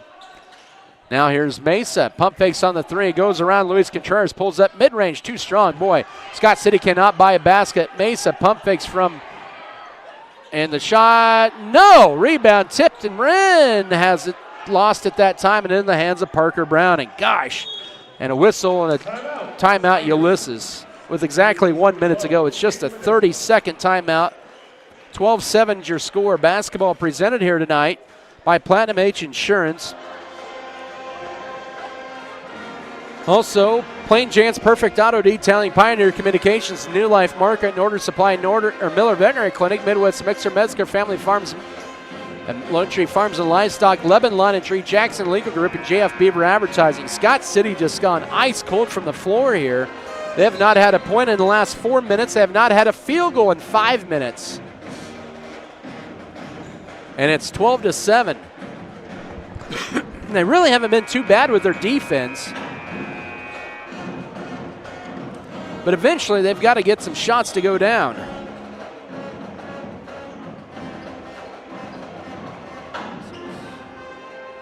Scott City just 2 of 11 from the floor and 2 of 2 from the line. They had a 5-2 lead. Ulysses on a 10-2 run over the last 5 minutes here, leading 12-7. They haven't had a basket in about 2.5 minutes. Mraz open for a left side 3, and he cans it. He has 5. Ulysses' third 3 of the period, and they're up 8 and 40 seconds to go first quarter at 15-7. They have 3 threes in this quarter, and they've hit their last 3 of their last 4 triples. You don't want them to get hot. They feel confident from downtown. 30 seconds to go. Casson Wren will drive in, pull-up jumper blocked, and the rebound into the hands of Tice Perez, already has 4 boards. That was a good look, just couldn't quite finish it. 20 seconds to work first quarter. Perez open for 3. Nobody guards him, and he's too strong on that. Tracked down by Steckline, who tried to tip it in, but Ulysses tracks it down with Berglund. And now Mraz actually tipped that 3. 8 seconds to go first quarter. Shot clock off. 6 seconds. 5. 4 with his Ledesma. Spin move at the foul line. Mraz for a right wing 3. Good. And it's 18-7 Ulysses after 1. The Tigers hit 4 of their final 6 threes, and they're on a 16-2 run to close out the final 5:46 of the first quarter. We'll come back in a minute for the second quarter. This is Beaver Basketball. Adding value to our community has been our priority since day one. That's why the Scott Co-op is here with 8 elevator locations, 2 service stations, 5 car trolls, bulk fuel and oil delivery, as well as a full-service agronomy department, including agronomy services, seed, chemical, fertilizer, and custom application. Visit us online at scottcoop.com or download our app for more information. Scott Co-op is a proud supporter of our local communities.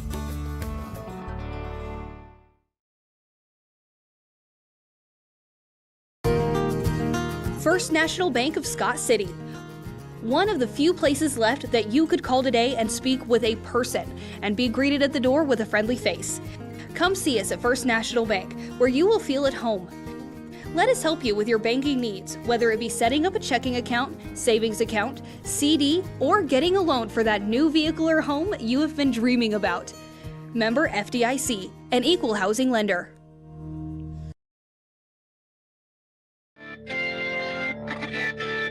Ulysses is on a 16-2 run to close the final 5:46 of the first quarter. The Beavers just 2 of 12 from the floor.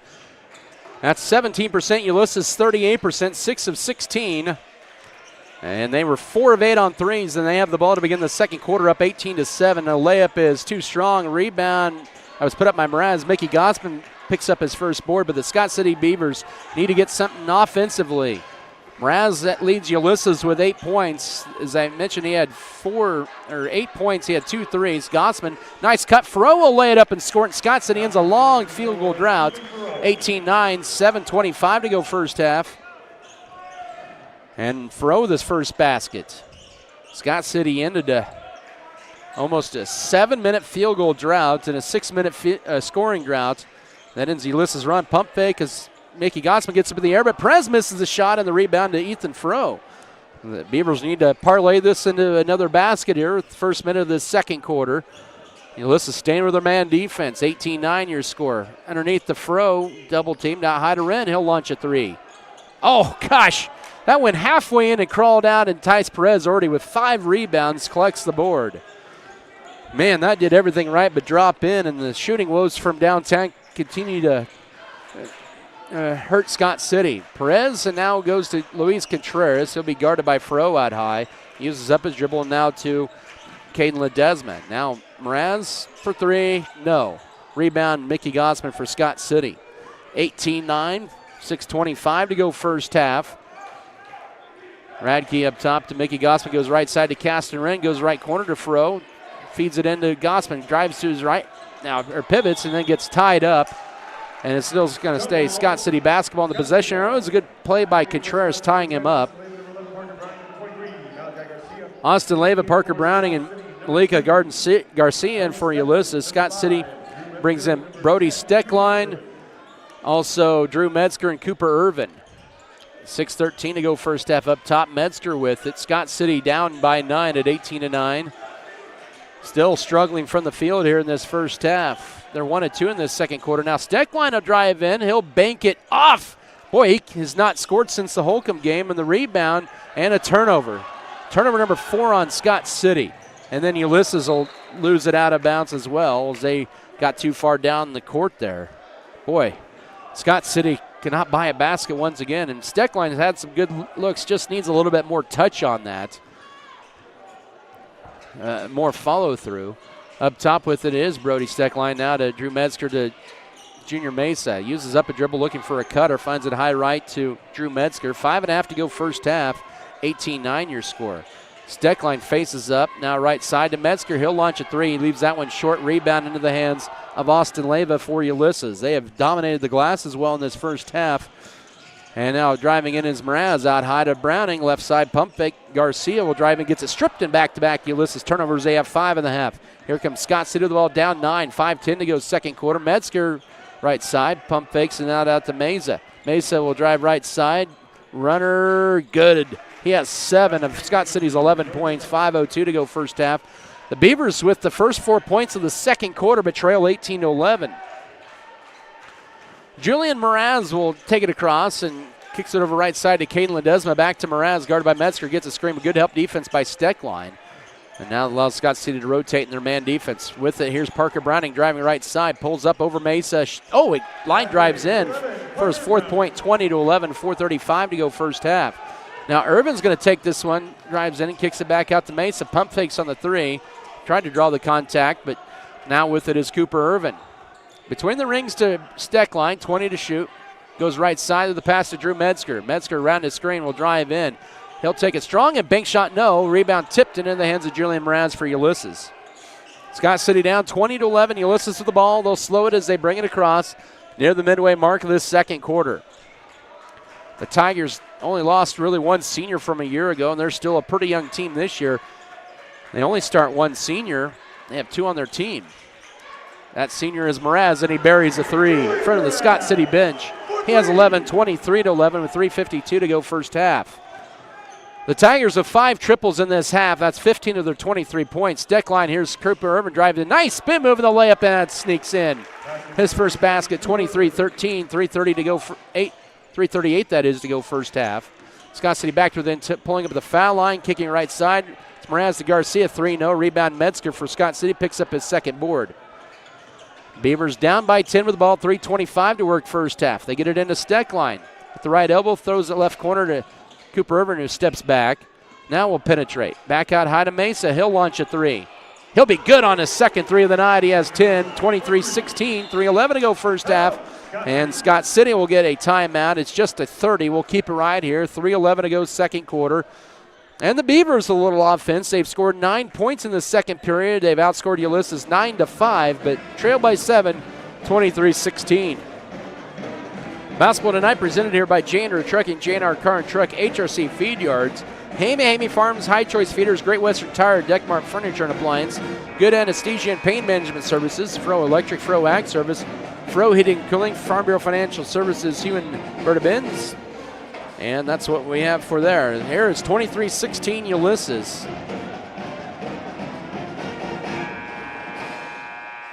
$3:11 to go second quarter.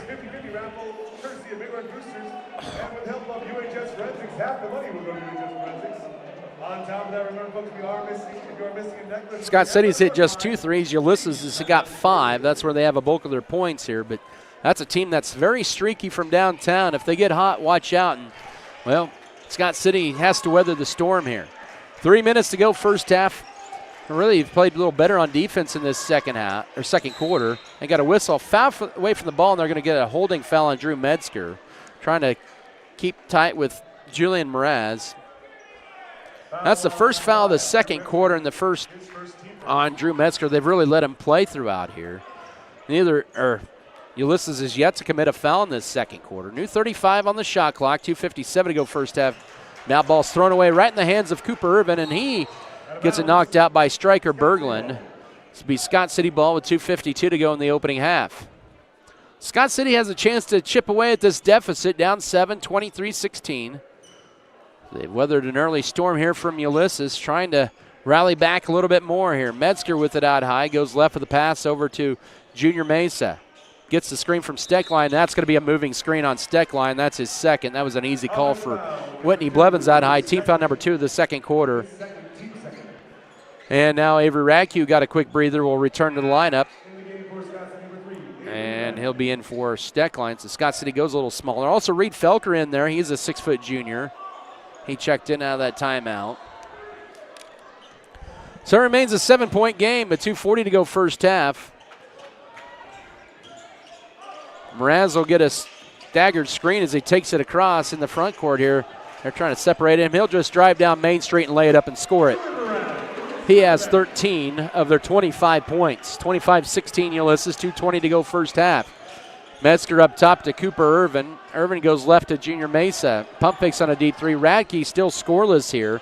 He'll drive left lane line, guarded by Luis Contreras. Goes to his right, throws up a shot, no. And then he saves it right into the hands of Mraz. Boy, could not get a foul on that one. They're letting him play, and then Scott City gets the steal on the other end.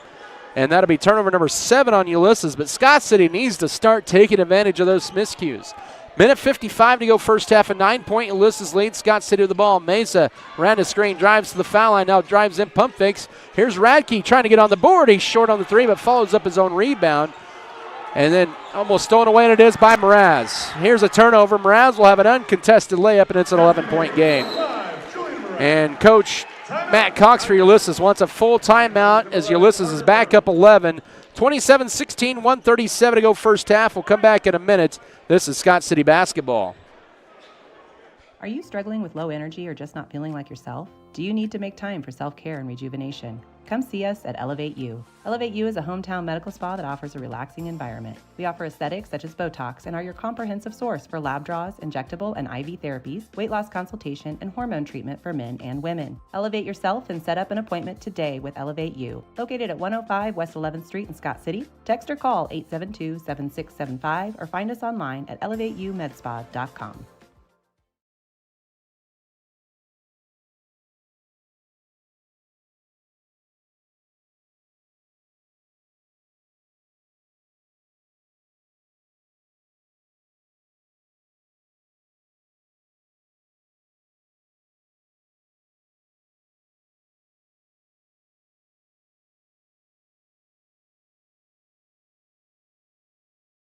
Store today. Terms and conditions apply. See store for details.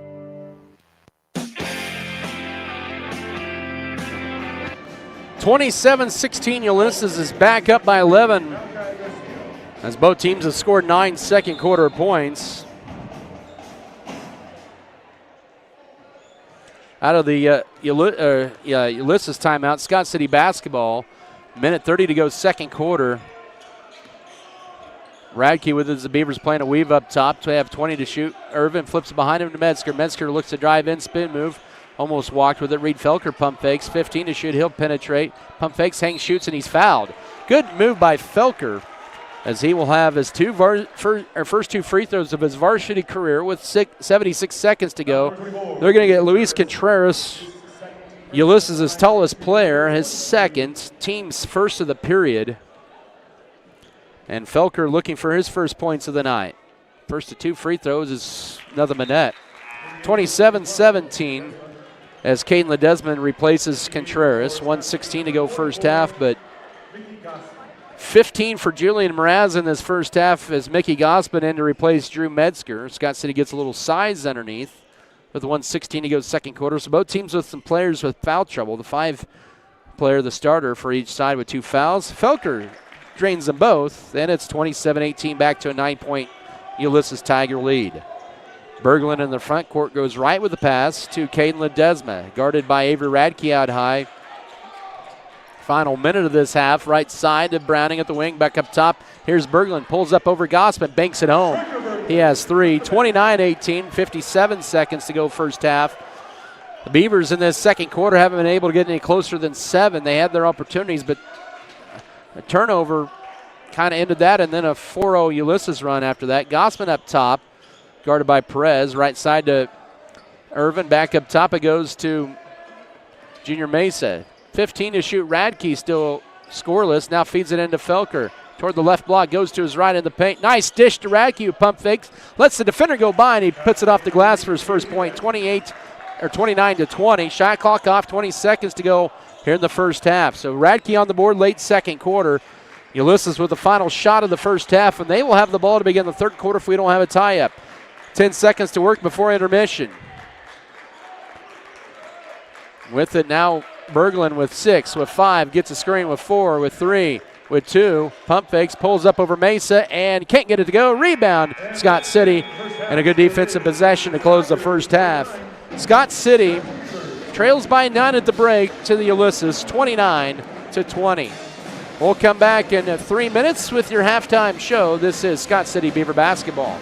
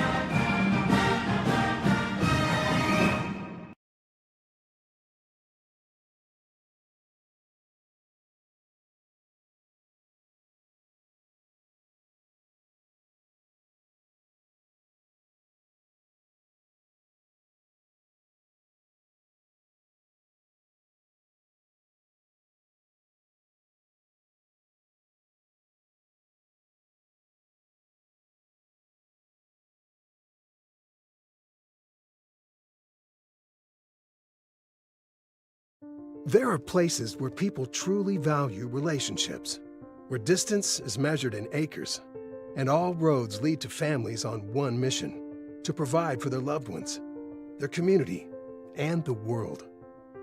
That's where you'll find us. Generation after generation. Farm Bureau Financial Services. It's your future. Let's protect it. Contact Farm Bureau agent Berta Binns and sales associates Sam Giesick and Joni Stegman today.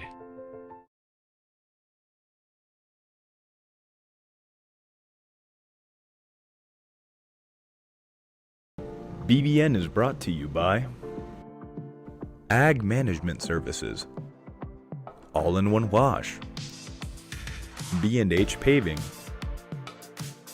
First National Bank, HRC Feed Yards, JNR, Next Tech Wireless, Pioneer Communications, Red Barn Enterprises. Scott City Eye Center has been a leading provider of optometry services and vision care products in the Scott City community since 1999. Our experienced eye doctors offer comprehensive vision examinations that our Scott City Optometry office specializes in the diagnosis and treatment of a wide array of eye diseases, conditions, and problems. We use advanced diagnostic technology, and we are committed to improving the quality of life. Give yourself the gift of clear vision by scheduling an appointment with Dr. Joshua Gooden, OD, today. The Max Yield System from Axis Seed Red Barn is your customized solution. By utilizing field-specific data, we help you eliminate stress and increase yield through seed, fertility, biological, and crop protection decisions. Our approach is focused on your farm and your future, because as a locally owned business, our focus is on you.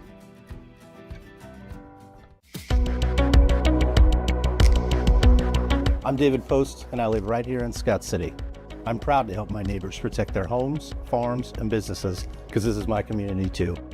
At Iron Insurance Partners, we're here for you on game day and every day, helping you protect what matters most, because your hometown is our hometown. Give us a call or stop by today.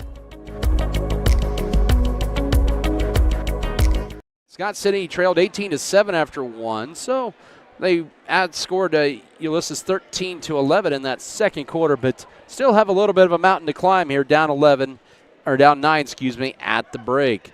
Hot shooting from three-point range keyed Ulysses' run in that first half. They ended up with 5 triples.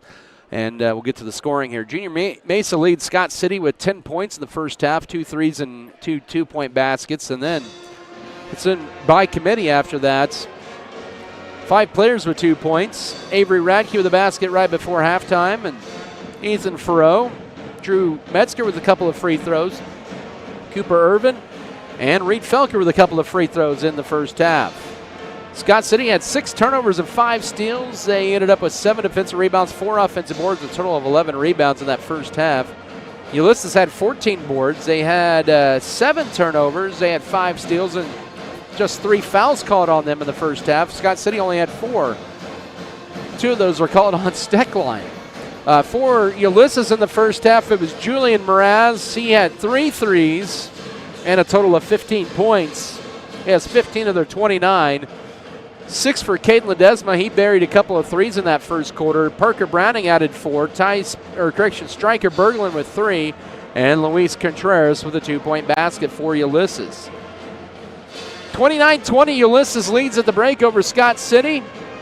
We'll come back in 3 minutes with the rest of your first half stats and get you caught up for the second half of play. This is Scott City Beaver basketball.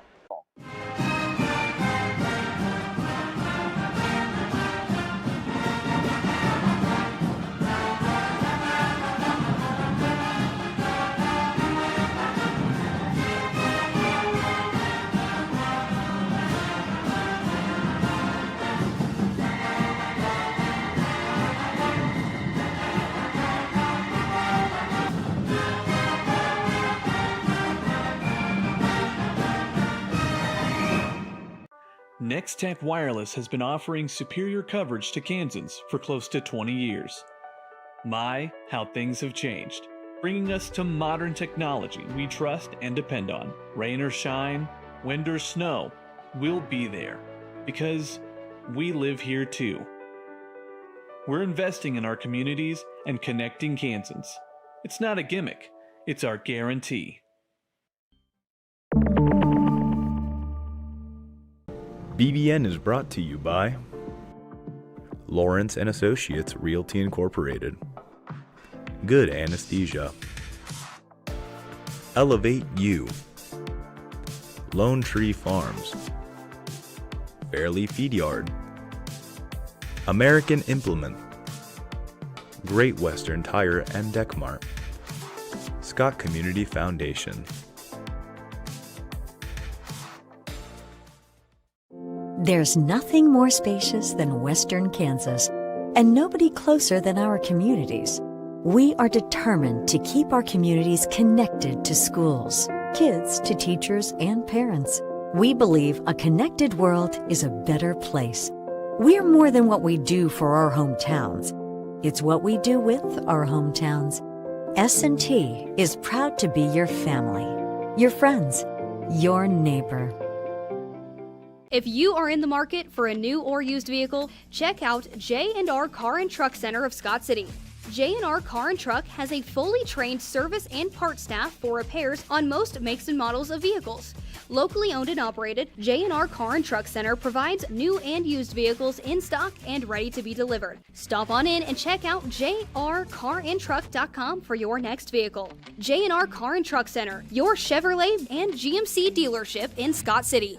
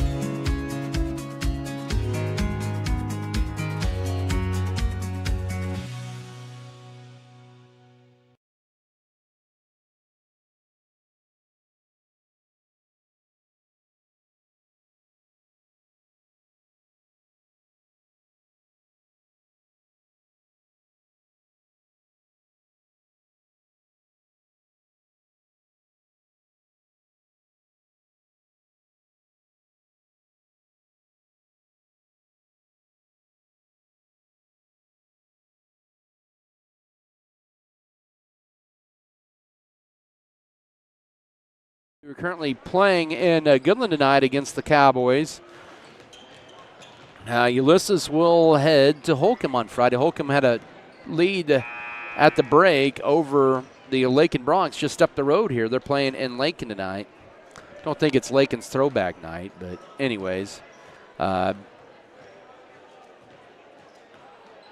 Scott's or some other scores at halftime. Holcomb over Lakin 25-19. That's just the only one we have. Cimarron had the night off tonight. Holcomb or Hugoton playing Hooker, and then Colby and Goodland, of course. This, as I mentioned, will be at Holcomb, but this is a team that can get hot and they can get streaky from downtown. Scott City was able to weather a little bit of a storm, but Ulysses was able to get back on top, and now the Beavers need to do some work here. Down 9, it'll be the Tiger ball to begin the third quarter here. Also, folks, if you lost a necklace in the See if Scott City can become a second half team. then please come down and get it from the score sheet.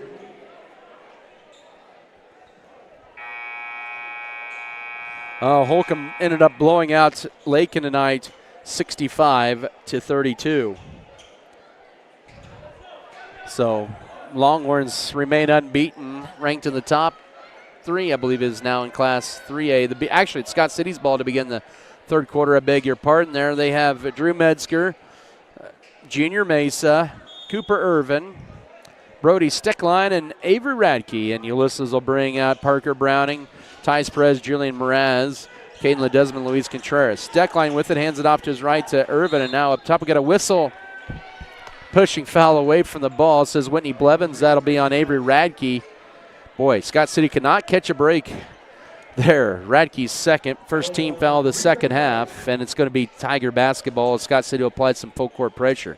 Inbound into Parker Browning, and now Julian Mraz back to Browning as they play, or now they pass in the front court right to Luis Contreras. The Tigers with their first possession of the third quarter up 9. They've led by as many as 12 in this game. Mraz steps back, and we got a whistle and a 3-second lane violation as they have turnover number 8 now on Ulysses. I said 8 earlier. It's actually 7. They have 8 now in the game. So both teams each get a turnover to begin the first 30 seconds of the second half. Scott City with the ball now. They get a screen for Mesa, right wing, but Ulysses quickly covers. Parker Browning back up top to Cooper Irvin and now to Steckline. Nice pass in the paint to Irvin. Pump fakes twice over Mraz and banks it home. He has 4 from right around the basket. 29-22. 7:08 to go third quarter. A good start for Scott City after they turn the ball over to begin the third quarter. Now Ulysses within the front court right to Contreras. Scott City swept the series. Both games by 8-point margins a year ago, but Scott City lost a lot. Ulysses did not lose a whole lot, but they have the all-league performer Julian Mraz returning. He has the ball, and he'll launch a 3, and it'll crawl off of the rebound to Cooper Irvin. His first board of the night, and Scott City has a chance to chip away at the deficit. Oh, Metzger, he travels with it underneath. His momentum carried him. 3 possessions and 2 turnovers for Scott City to begin this third quarter. Down 7. 6:40 to go third quarter, 29-22 Ulysses.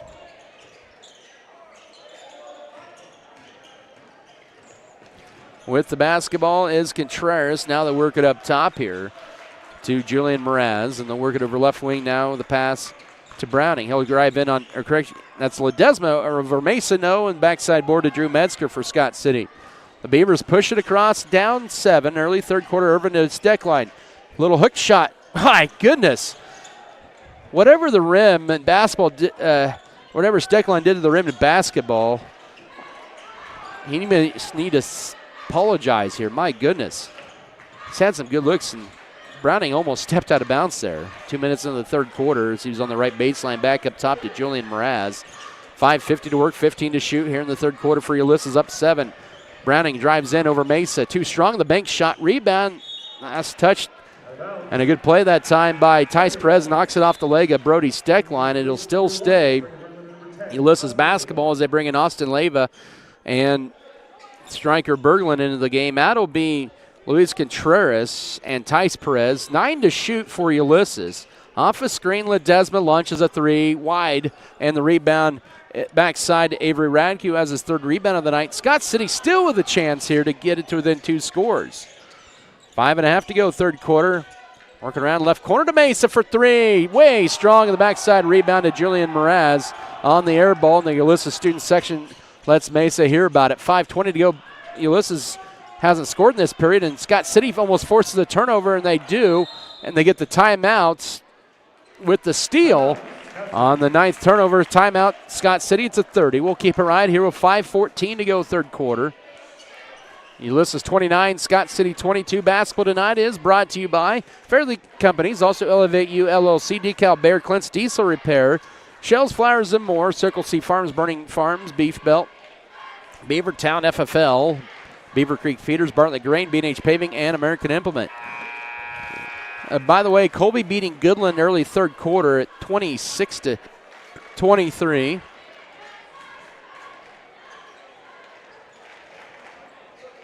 Here it's 29-22. Ulysses has not scored in 4.5 minutes. Scott City has only scored 4 points since then after Ulysses built a 29-18 lead. It's 29-22 as we approach the 5-minute mark of this third quarter. So the Beavers are trying to reward themselves after a steal. Steckline will drive left lane line, pump fakes, bank shot. Yes, he finally got one to go. The lid is off the rim for Steckline, and it's a 5-point game with 5 minutes to go third quarter at 29-24. Scott City has scored the last 6 points of this ball game. Ulysses yet to score this third period.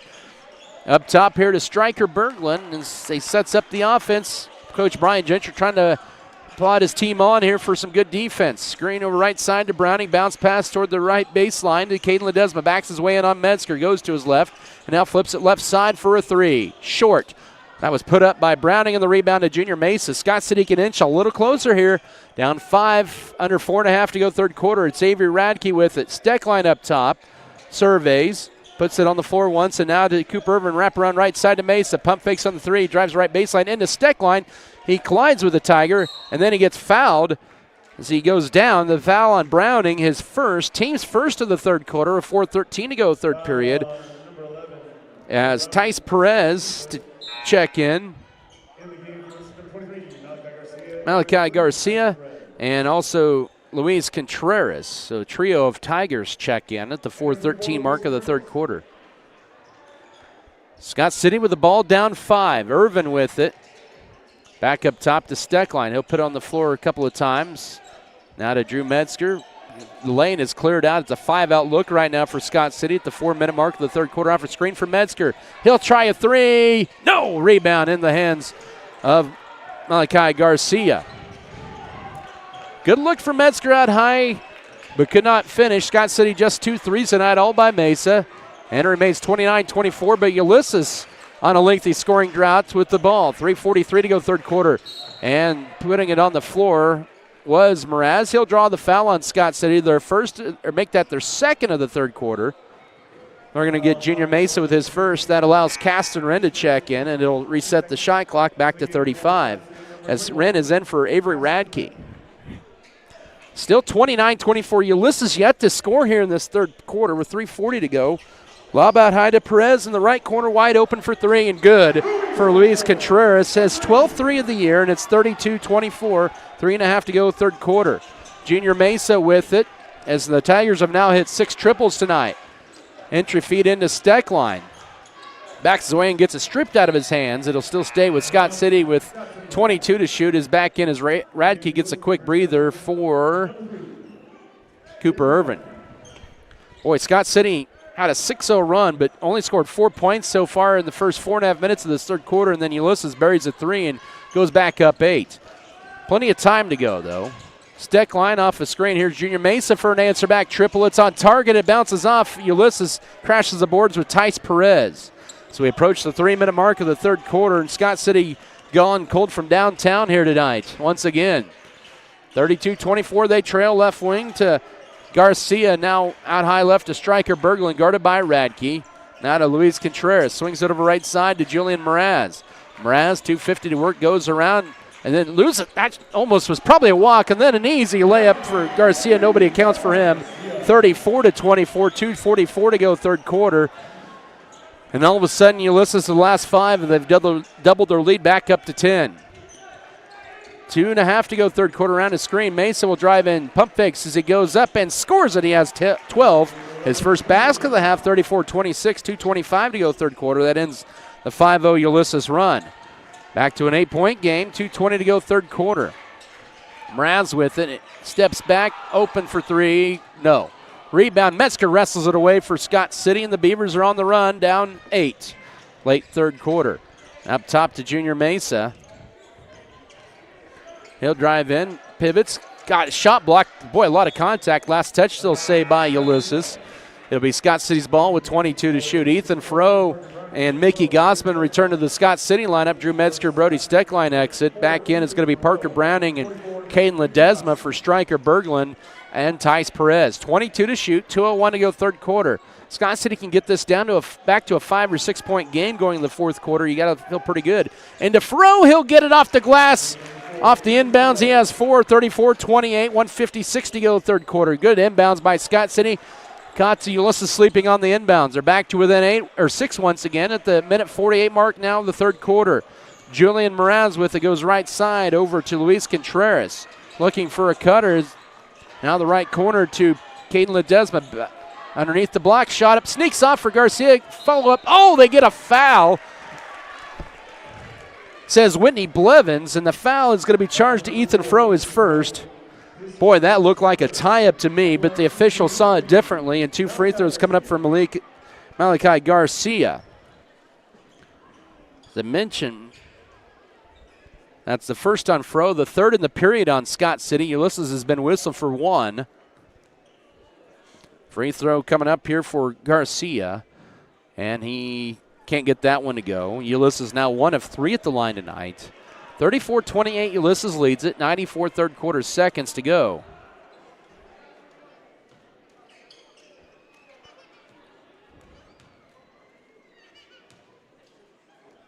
Second free throw here for the 6-foot junior. He hits 1 out of 2, and it's a 7-point game.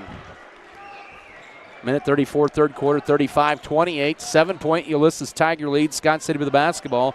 The Beavers haven't been able to get any closer than 5 after Ulysses had that big run in the first. Now ball deflected, but right back to Junior Mesa's hands, and a defender hits the deck. Now Froh goes Right corner, and he hits it right corner three. It's 35-31. 1:14 to go, third quarter. Scott City with the third three of the night. Comes at a big time.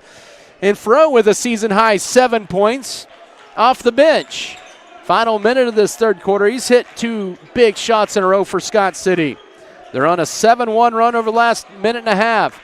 55 seconds to go. Driving in is Malachi Garcia. Goes around Gossman, misses it, and Gossman gets the board and a whistle. Ball knocked out of bounds, and it'll belong to Scott City. And all of a sudden, the Beavers very much a part of this game, down 4 late third quarter.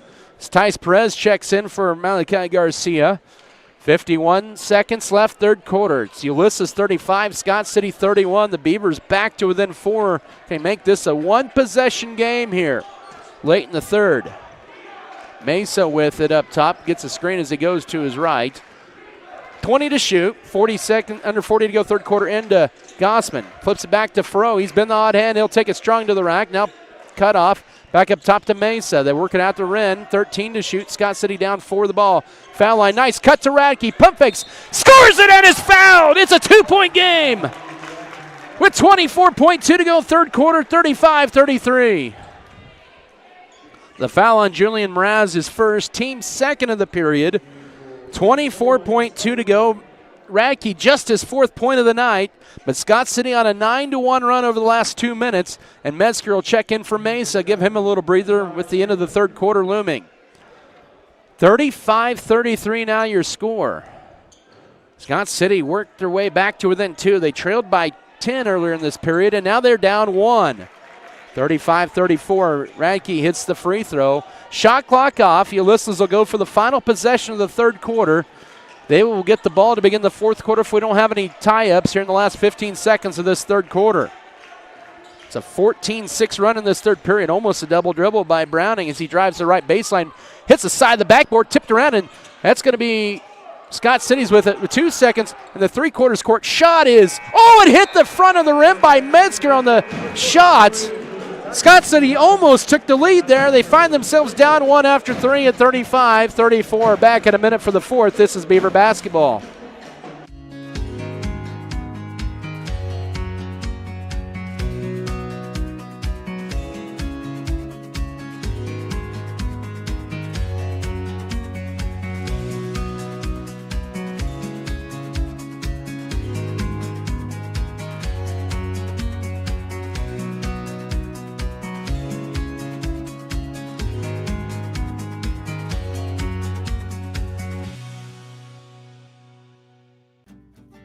Check out Axis Seed Red Barn and see how different we are. As a locally owned independent regional company, we tailor the seed, fertility, and biological products we offer to your farm. Through the Max Yield system, we recommend locally tested solutions because your farm is more local than any set of data from anywhere else. Axis Seed Red Barn. Your farm, your future. That's our focus. See an equal housing lender.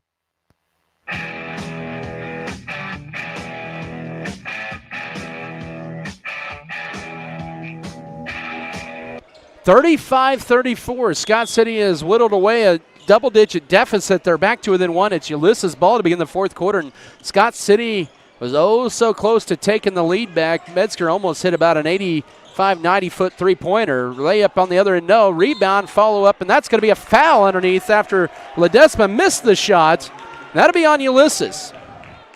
Ledesma will pick up the foul, his first. Team's first of the fourth quarter. Scott City down 1, 35-34, have not led since 5-4 in the first quarter. They went on a 14-6 run in that third quarter. Scott City led by Junior Mesa with 12, 15 for Julian Mraz. Drew Metzger with it around the screen, drives right side, drives in the paint, needs help, finds a cutting Cooper Irvin. Pulls it back out. Right side over to Junior Mesa, 15 to shoot, 7:25 to go, 35-34 Ulysses. Steckline looking to feed it in, now he'll drive left lane line. Stops, now up top to Metzger with 8. He needs to pull up the foul line, but he gets it ripped away. Now he'll put it back on the floor. Right side, Irvin with 3 seconds. His runner for the lead is good! Scott City has their first lead since 5-4. It's 36-35 with 7:07 to go. And 4 points in the second half for Irvin. He has 6 for the game. 7 minutes to go. The first lead for Scott City, and light years, 36-35.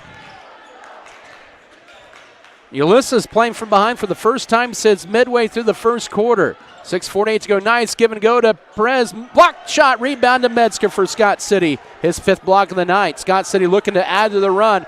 Down the floor to Mesa. Wide open for the deep 3 in front of the Beaver bench. No! Rebound. Metzger had it, and then they're going to get a push underneath on who?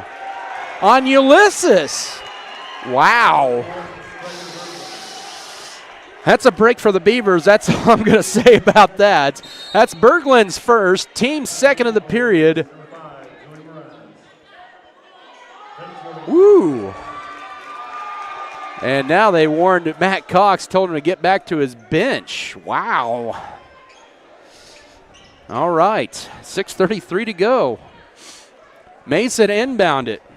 36-35, Scott City up by 1 now. Out was Parker Browning. I believe that was Contreras back in to Radke up top to Steckline. Finds it left side to Metzger, double teamed. Now throws it back out high left to Cooper Irvin, now to Radke. 25 to shoot, 6:20 to go in the game. To Steckline, wanted to drive in, kicks it to Metzger, left corner, he'll launch a 3. Too strong, and the rebound to striker Berglund for Ulysses. The Beavers down up by 1, Ulysses with the ball. Scott City's had a couple looks from 3, just haven't been able to cash it in. 2 minutes into this 4th quarter, Ulysses with the ball back. Here's Berglund with it up top. Goes to Tice Perez, now to Mraz. Turns down the 3, looking for some room. Can't find it. Now to Ledesma. Right side, this is Luis Contreras. Now to striker Berglund. A straightaway 3 is good. He hits his 7th 3 in the air, and Ulysses back up 38-36 with 5:48 to go. Our 4th lead change of the night. 2nd of this 4th quarter alone. So Ulysses ends Scott City's 8-0 run. And now to Steckline. Pump fakes, leans in, gets a strip going up and stolen. Turnover number 9. Here comes the Tigers down the floor with a 2-point lead. 5.5 to go into the hands of Caden Ledesma. Up top to Mraz. Guarded by Junior Mesa. 25 to shoot, 5:20 to go. 38-36. Ulysses with leading the ball back. A little bit more energy into this building all of a sudden. Right side to Luis Contreras. 5:15 to work. Goes to his left. Good help defense. Back up top to Caden Ledesma. 5:10 to go. 10 to shoot. Now here's Mraz, steps back, out high. It's Ledesma with it with 5 seconds. So 4, drives in on Metzger, stumbles, and they're going to call a foul with 2 on the shot clock, and they're going to say that's a shooting foul. Wow. That's the new continuation in high school basketball this year. Metzger's second, team's first of the 4th quarter. A tough break there with 5:01 to go. Ledesma to the line. 60% on the year at the line. As a team, Ulysses tonight just 2 of 4. Scott City is 5 of 5. So free throws at a minimum here tonight for both teams. Free throw number 1, off the back iron, bounces around, and of course it gets the hometown bounce to make it 39-36. 5:01 to go. Ulysses back on top by 3. Coach Matt Cox in his 5th season will sub back in Parker Browning to replace Luis Contreras. So after Scott City had a 1-point lead, the Beavers had a couple opportunities to extend that lead, but were unable to do so, and Ulysses with the last 4 of the ball game to lead it here, 39-36 and now 40-36. 8 for Ledesma's first point since the 1st quarter. Mesa will try to take it in the front court here with 4:55 to go. Bounce pass to Avery Radke. Scott City just needs to kind of run their offense still. Now Mesa pulled up right side, and that one sneaks in. He has 14. 40-38. 4:42 to go. Nice move that time for Mesa. Putting a good performance together here tonight. Ulysses with the basketball in the front court. Mraz. Lob out high. Left to Parker Browning. He'll give it back up top to Mraz. 4:20 to go, 15 to shoot. Back he goes to Ledesma. He uses up a dribble, skips it over right side to Parker Browning, guarded by Metzger. Now in the paint to Perez. He gets his first points of the night, 42-38. 4:10 to go, and Scott City has seen Ulysses answer back every time here now. The Beavers need to get a basket. Down 4 midway through this 4th quarter. It's high-low into Steckline. Oh, he lost it, and turnover number 10 on Scott City. The right idea, just not executed well. And Ulysses with a 4-point lead will slow down here with 3:50 to go as they've weathered a Scott City storm. They have scored 7 of the last 9 points of the ball game to go up by 4. 3:40 to go. Lob left side, almost thrown away to Stryker Berglund. Back up top to Parker Browning, 15 to shoot. 3:37 to go in the game. 42-38 Ulysses. Mraz goes right side over here. Now Stryker Berglund loses this spin. That probably was a walk. Shot is no good, and the rebound good backside board by Brody Steckline. Outlet down to Metzger down the floor. His layup is good. Metzger with the basket, his 4th point. First field goal, 42-40, 3:16 to go, and a much-needed basket there for Scott City. Beavers back to within 2. Ulysses has answered every time Scott City's got to do within 2 after they trailed here. Right side here at the 3-minute mark, Ledesma. Up top, pump fake on the 3 for Browning. Now off the screen, here's Julian Mraz. Guarded by Radke, steps back, 10 to shoot, now guarded by Irvin. Mraz guarded tightly, now a high to Ledesma with 7, with 6. He'll drive right lane line. Take it away, and they're going to call an offensive foul that time on Ledesma. So it is a turnover, the 10th of the night on Ulysses. Scott City gets the ball back with 2:48 to go, down 2. 42-40 is Malachi Garcia back in for Stryker Berglund.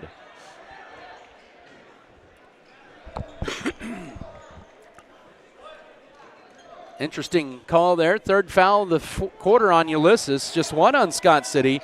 2:40 to go. 42-40 Ulysses lead. Scott City with a chance to tie, retake the lead. They get into Radke, posting up his stick line in the paint. Pump fakes, goes up, banks it. We're tied again. Our 2nd tie of the night, 42. Steckline with 4 points on this second half. 2:28 to go, and it's 42-42. Ulysses with the basketball.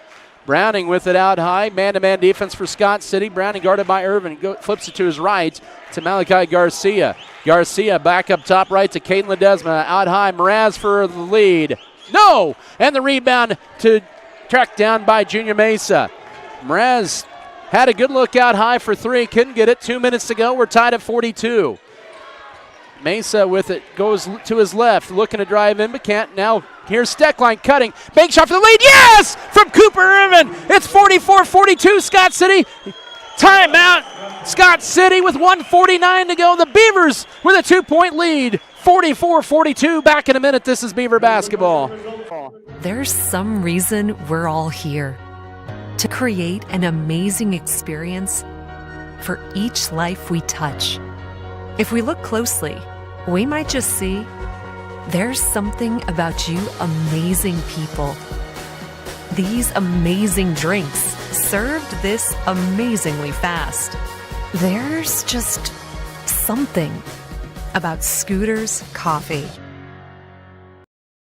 Lead of the second half. They took a 36-35 lead in the first minute of the 4th quarter. Then Ulysses went on a 7-2 run to take a 42-38 lead with about 4:10 to go. And now 2.5 minutes later, the Beavers had the lead back, 44-42. Beavers rallying from a 9-point halftime deficit. Scott City trailed by 10 late in the 3rd quarter at 2:44 to go at 34-24, and then they went on a 10-1 run over the final 2:25. It ended up being a 12-1 run early in the 4th quarter of a 3-minute stretch to take the lead, and then Ulysses went on a 7-2 run to take a 42-38 lead. And now Scott City with a 6-0 run, and they have the lead back 44-42 with a minute 49 to go. But the defense is turned up in this second half for Scott City. Let's see what they can do in this final minute 49 of this one. Out of the full timeout taken by Scott City, they're down to 2 left. Ulysses has a 30-2 fulls. Julian Mraz with the ball, lobs it almost too high, but reeled in by Malachi Garcia. Guarded by Mason. Now up top it goes to Caden Ledesma. The left elbow. Here's Tice Perez. Now up top. Here's a 3 for the lead. Banked wide right. Loose ball underneath. Picked up by Ledesma.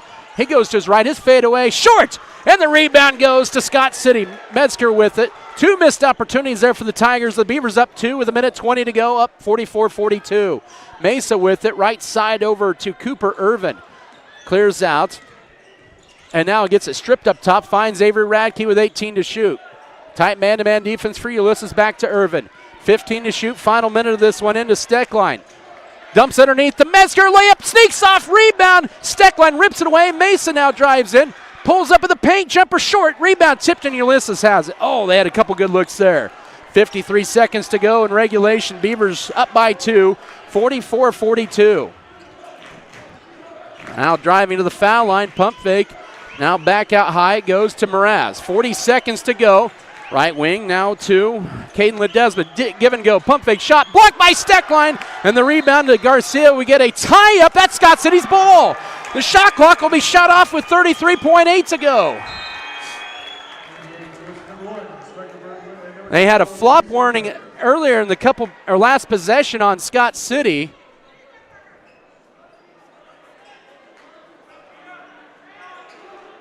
A flop warning, I think it might have been on Ulysses, I beg your pardon.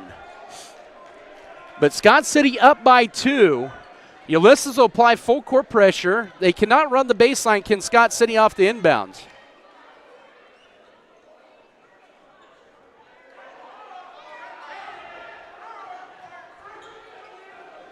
Ulysses fans a little disgruntled about it. But Scott City with the ball up by 2, 30 seconds to go. Shot clock is shut off. Ulysses, Mesa has it. He needs to get it across here. He just gets it across to avoid the 10 count. Now the Tigers will need to foul here. A lot of time running off. 20 seconds to go. They only have 3 team fouls. Metzger with it. Scott City has burned up a lot of time. Down to 14 seconds. They burned off 18 seconds in that possession. Caden Ledesma with the foul, his third, with 14.4. That's their final foul to give. And Irvin inbounded here. Ulysses has 3 timeouts. Scott City has 2. They get it into Mason. He's quickly fouled by Julian Mraz, his second, and that'll send Mesa to the foul line. His first trip there tonight. He has 14 points to lead the Beavers. 12.8 to go, 44-42 Scott City. Oh, Junior the Junior. The big free throw opportunity is a Ulysses crowd on both sides, stomping their feet on the bleachers here as Mesa heads to the foul line. First one. Yes! 45-42. 12.8 to go. This is an all-important free throw here to give Scott City a 2-possession lead.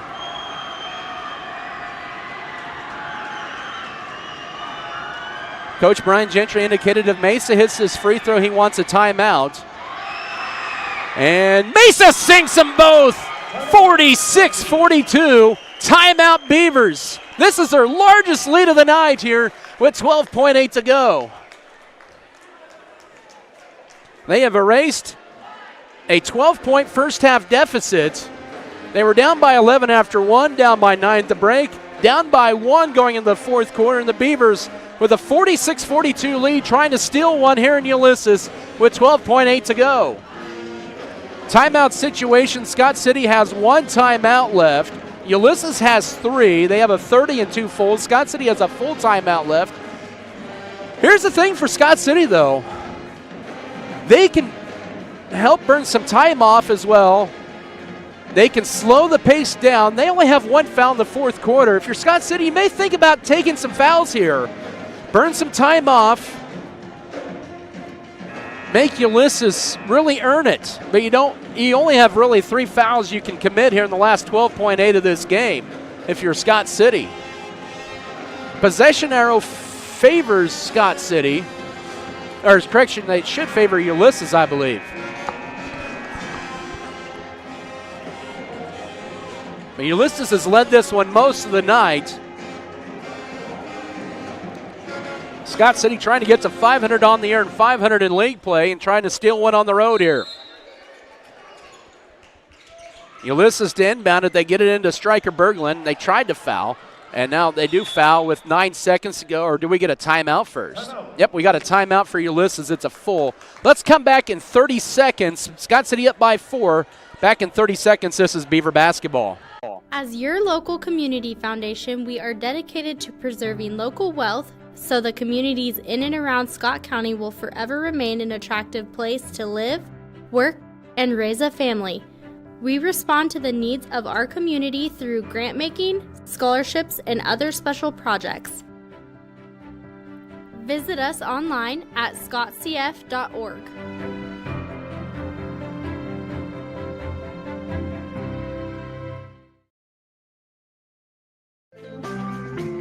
46-42, Scott City leads it. Ulysses with a timeout. They're down to 2. They have a full and a 30 left. 9 seconds to go in this one.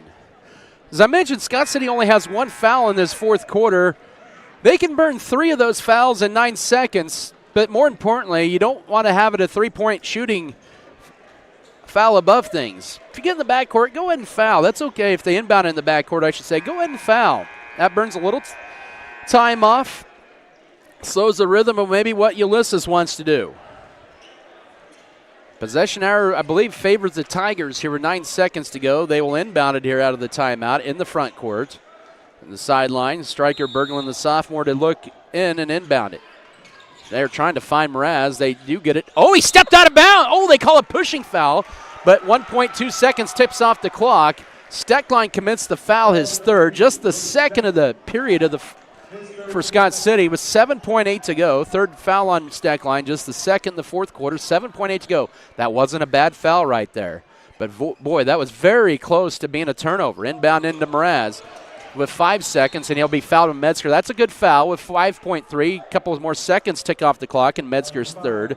And if you're the Beavers, you probably don't want to foul anymore now, even though we have 3 team fouls here in the fourth quarter. 5.3 to go. 46-42 Scott City. So they've executed a couple fouls, and Matt Cox will burn his final full timeout of the night in regulation. 5.3 to go. 4-point Scott City lead. Let's come back in 30 seconds. This is Beaver basketball. Western State Bank proudly supports Scott Community High School students and athletes as they prepare for another great year of achievements. Just as our students prepare for another successful year, we encourage you to be prepared for whatever life may bring you. Stop in and talk with the knowledgeable staff at Western State Bank, whether it be a new home loan, financing for your business, or any one of our checking and savings account options. We're here to help you. Make sure to check out all of our internet banking options provided at WSBKS.com. Western State Bank, member FDIC. And as always, go Beavers! 5.3 to go. It's Scott City 46, Ulysses 42. Good luck, College Bowl. After a weekend of cancellations, UAS wrestlers finally get back to the mat this week. Both teams down to 1 timeout left. Ulysses has a 30. Scott City has a full. The possession arrow, I believe, should favor Ulysses here. Colby leads Goodland 43-40 with under 3 minutes to go, and now it's actually tied at 43. Goodland just nailed a 3. Life in the GWAC, folks, it's never easy. Ulysses to inbound in front of their own bench with 5.3 to go to be Malachi Garcia. You don't want to foul the three-point shooter. They'll get it in. Berglund now up top. Here's a 3.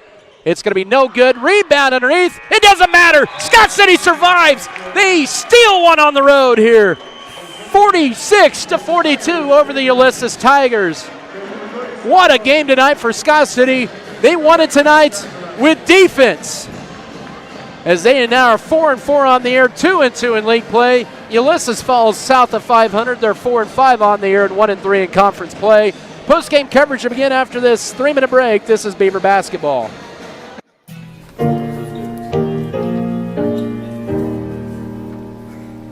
On the plains of western Kansas, where the sunsets gleam, stands our home, Scott High forever, students, friends, and teams. Hail to you, our alma mater, Beaver strong and true. Win or lose, we stand as one. Our hearts bleed wide.